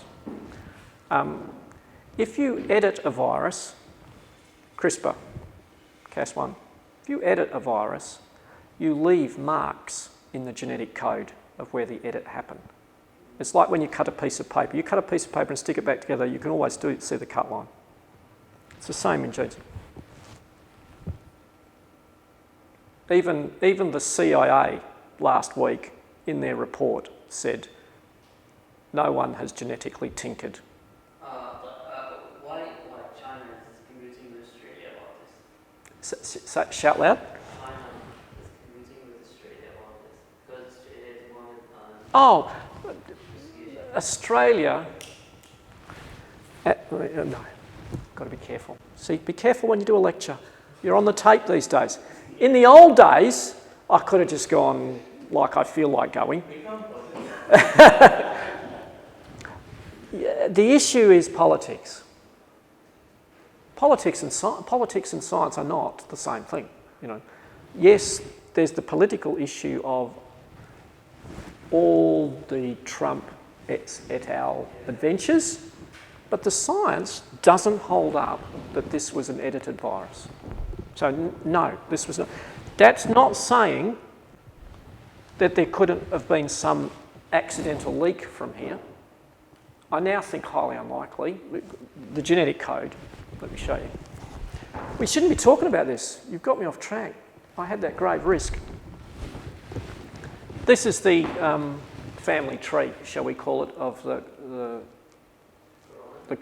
coronavirus collection. It sits naturally in a tree. So firstly, that tells you, well, hang on half a tick. If it was some manufactured, human, tinkered virus, it wouldn't sit neatly in a tree. So its genetic history is laid out in it.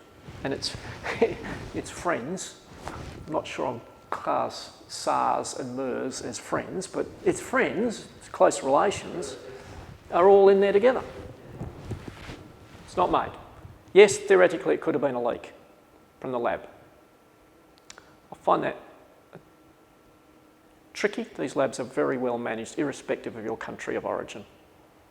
You know, these labs exist in every country. We have one in Geelong, a number in the United States. Ruthlessly tough management of it. Unlikely leak. And in fact, the US government last week, even its report was sort of like, it might have leaked, but the vast majority of our services don't think it was a leak. This was just a natural evolution of these viruses. Enough on virus. Right, so no, it wasn't some plot. I'm not into plots. Let's go back here. Any questions on that?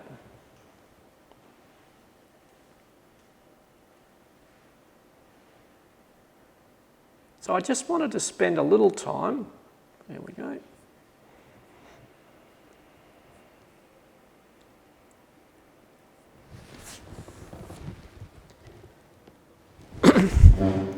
I've only got three slides to talk about here. I just wanted to spend a little time firstly about video lectures. My first thing is, there's only been 2 bits of red text I've put on the whole lot, hasn't there? One at the beginning going, not sure lectures are really the way of the future, but we'll work through that. And my second one is, I'm not sure live video lectures are the way of the future either. Personally, very hard to do well. I would frankly, in the early part of my career, avoid this piece. Why is it very hard to do? The human connection piece. I just lectured last week to 150 people looking at 20 black squares with numbers on it, or names in the black squares. To try and lecture in a normal mode when you're looking at a computer screen with all these just names sitting on a screen, even after 30 years, that is really hard to do. So live video lecturing and the lack of connection to humans makes that really tricky to do. I'll give you a tip. I don't start. I go, right, everyone turn their video on. I make everyone turn their video on. I just sit there until, a good deal of the population have turned their video on. I said, I don't care how messy your room is. I've seen many student messy rooms. I don't care. I'm not going to look at that. For human contact, please turn your video on. I think video lectures are very hard to do. I think you need to reduce the amount of content and length. People sitting in front of a computer screen run out of yards, shall we speak. They can't listen as long and they can't take in as much. So I don't think you can put as much into it. I think you need to slow up and reduce the content if you're forced into this model. I take a different view to question time. Question time becomes way too hard in this. People do not just directly ask a question over the internet, so to speak. So I go the other direction. I go, hey Mossa, what did you think about that? Now you might find that harsh, but at least that will get some discussion rolling at question time. So the worst part is all their names are on the little black squares on Zoom. You can see who they are. So you can just pick names off the screen, boop, boop, boop. So I actually invert question time for live video. If it's silent, I'll start going, hey, what did you think of that? Does that apply to you? Or such like. Because students, from last year's experience of this, I fundamentally have abandoned this. If we go into lockdown here, there will be no live lectures from me for students. There will be recorded lectures, and I'll talk about that next. There'll be recorded lectures and there'll be live, I call it e-cuppers, electronic cup of tea, e-cuppers. There'll be a period where we'll get together and we'll talk about the content that you have already looked at. So I think we'd probably call that a tutorial in other terms. What's your sense? Have you had a go at doing this? Have you watched some of these? What do you...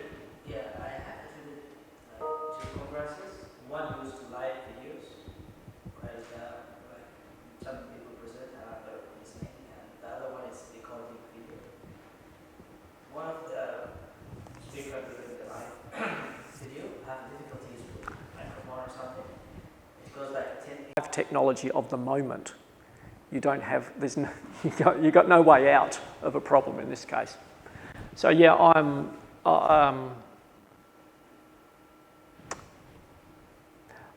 very hard. If you're forced into this model, be careful.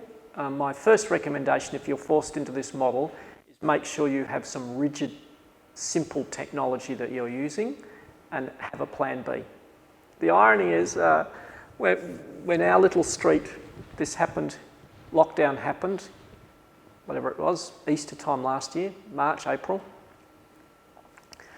Because all my street is mainly engineers from oil and gas and things, the sudden load on the internet on our street, it must have just gone off the scale because everything just came to this grimy halt.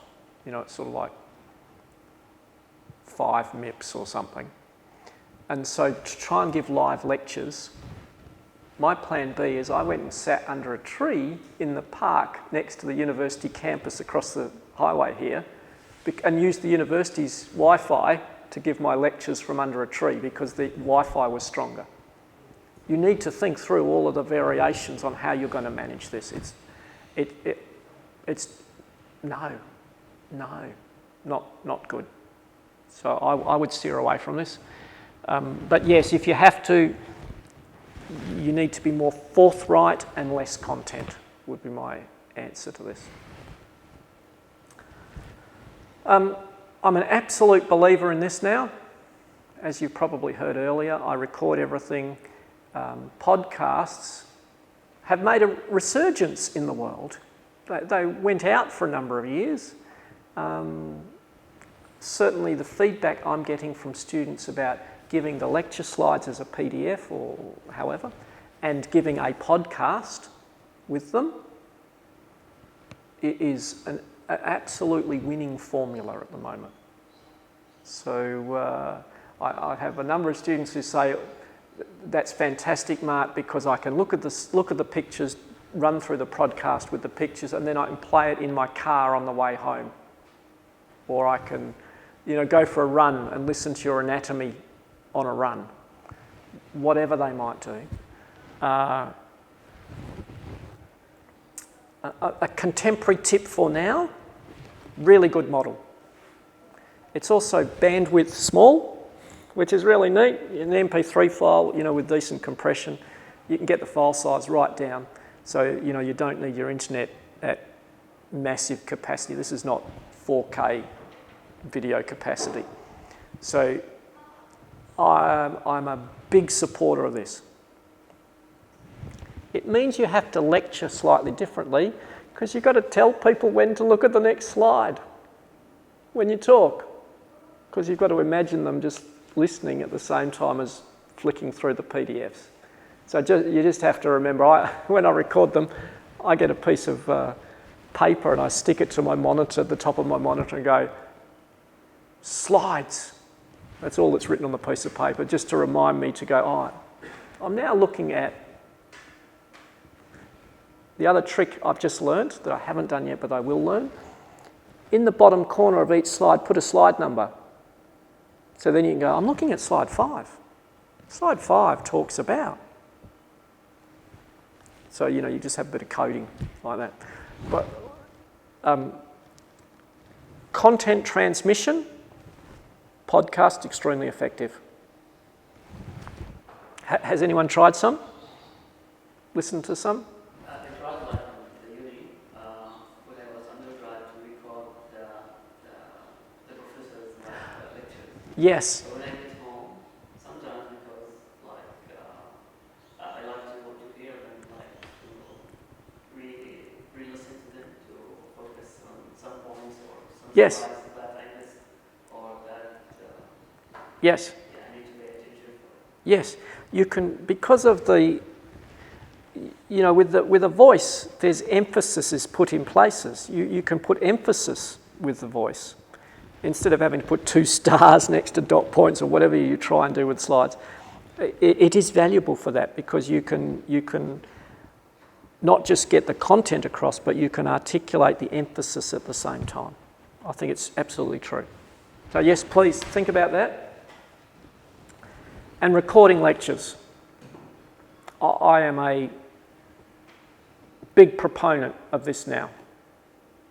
For content, if you're teaching a content-heavy thing, record them. A few little tips and rules. Make it professional quality. Spend some time to learn, watch some YouTube videos on making good quality YouTube videos. Work out what's the key elements. And I've given you my experience as a non-expert, 3 years of having a go. Audio. Sort out the audio. Sort out the audio. Buy a microphone. In fact, what I do, because I don't have, these are very clever, these are radio connected to the video. Nicely done. What I do is I record a WAV file on my phone so I can use my little microphone, and I record the video, and then I just use my editing software to line the whole lot up and be done. I do the old trick. This is good for you guys to learn as well. At the beginning, you know how on movies they have one of those clipboards? The way you do it without a clipboard is you just clap like this, because you clap at the camera like that, because then you can see the clap and you can hear the clap, and you can on your editing software just get the two aligned and it's all done. So the mouth movement and the voice is at the right alignment. So cheap and cheerful, but get the audio sorted. Students hate lectures where the worst, you know, I see this regularly. The lecturer turns on the automatic recording system that uses the microphone on the lectern and then walks 50 feet down the hall and talks over there. How many of you have heard lectures like that? That you're sort of in sound like in a submarine or something? Get the audio sorted. Get the lighting sorted. This room is awesome. Have you noticed what I've done to this room? Closed the blinds, opened the blinds. So the lighting is at me. Done on purpose. It's not just by random chance, done on purpose. Get the lighting sorted out. And even if that means going to eBay and buying for home, I've bought myself, you had one too, a little LED light. I've just bought myself a light, like I saw on YouTube. Buy a light. Even if I'm just using a webcam, if you get the lighting and the audio right, the video's not so important. It's actually the lighting and the audio that's more important. No more than 20 minutes. Go and look at YouTube. Have a look. The most watched videos are sort of 13, 15, 20 minutes. Don't try and do don't replicate what you did before in a recording. Cut it up into little pieces of about 15 or 20 minutes and make them separate videos.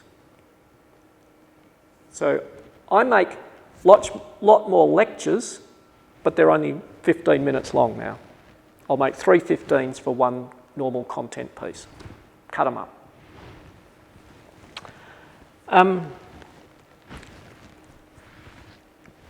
Get some editing software. There is no way you can make a lecture in one take. You can't do it, all right?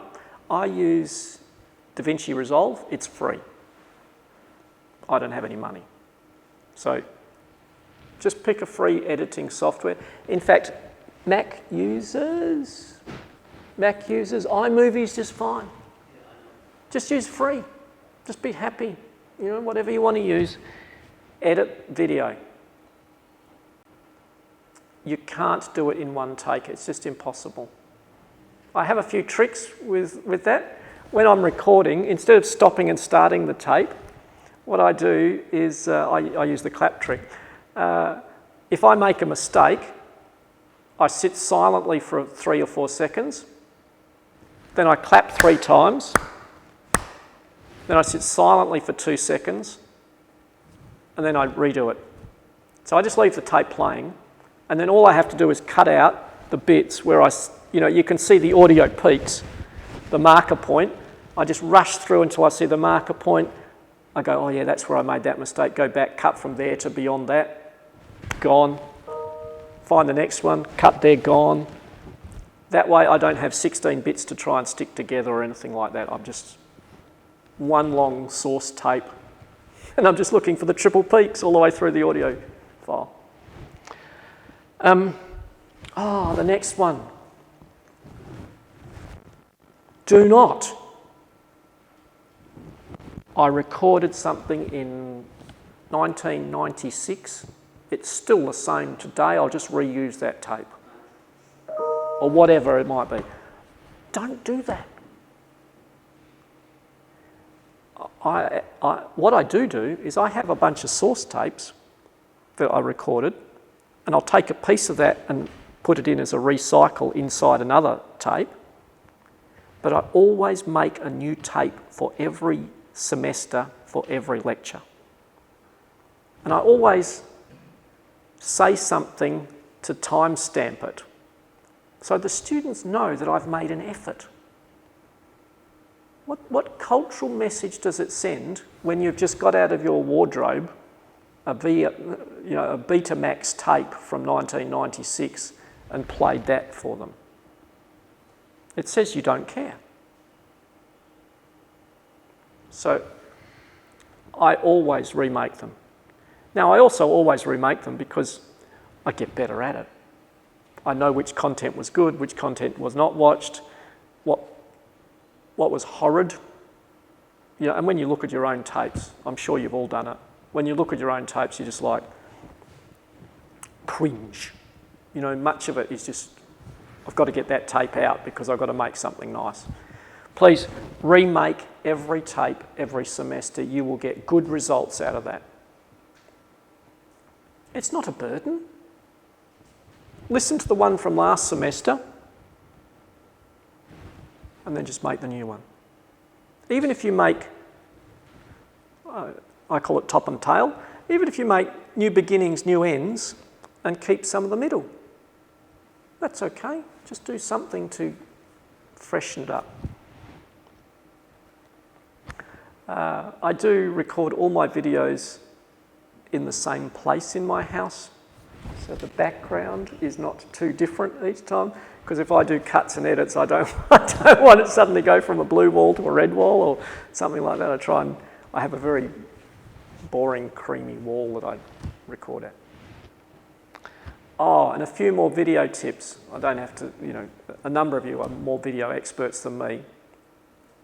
How many of you have watched TV and watched someone being interviewed by video link, and the laptop camera, 720p, is pointing up their nose into their eyeballs? Just, oh, there it is. See that cardboard box there? That cardboard box is in this room because we do lots of video conferences in this room, and that cardboard box is exactly right to lift this laptop to about camera being eye level. I just sit the laptop on top of the cardboard box.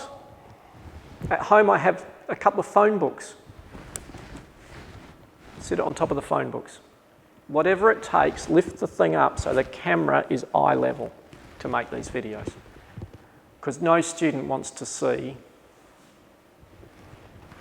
something looking like that. I see this all. I saw it on SBS News the other night. Interviewing a senior academic about COVID. The camera was pointing up. They had one of those lights on the ceiling, but the light was behind their head, so it was like glowing white with a sort of a shadow in front of them, all bent by the angle. I don't understand why those TV producers don't ring the person up and go and get 3 phone books, lift your camera up, turn that light off but turn that one on. Even if you have to take the bulb out, just get organised, Anyway, please, video lectures, I think, are the way of the future. So now is the time to learn how to do them well.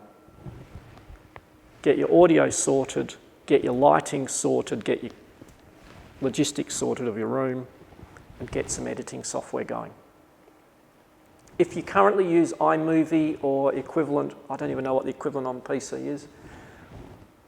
I think it's Movie Maker. Movie Maker, yes. If you're using that, that's great, but my recommendation is to lift your game and start to learn about some of the DaVinci Resolve, which is the free variety, or you use, what do you use? Premiere Pro or Premiere Pro, yeah. When I win lotto, I might. But for me, I just use the free one. And there's plenty of training videos. I would highly recommend. It's pretty complicated at the start, would be a fair comment.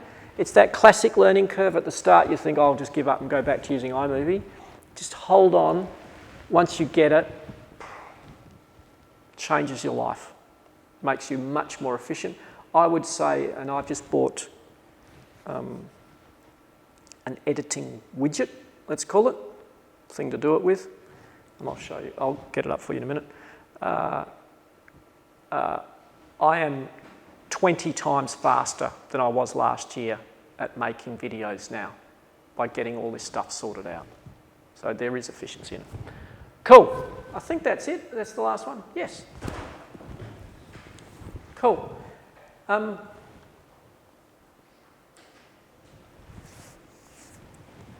Questions, queries, things you want to know?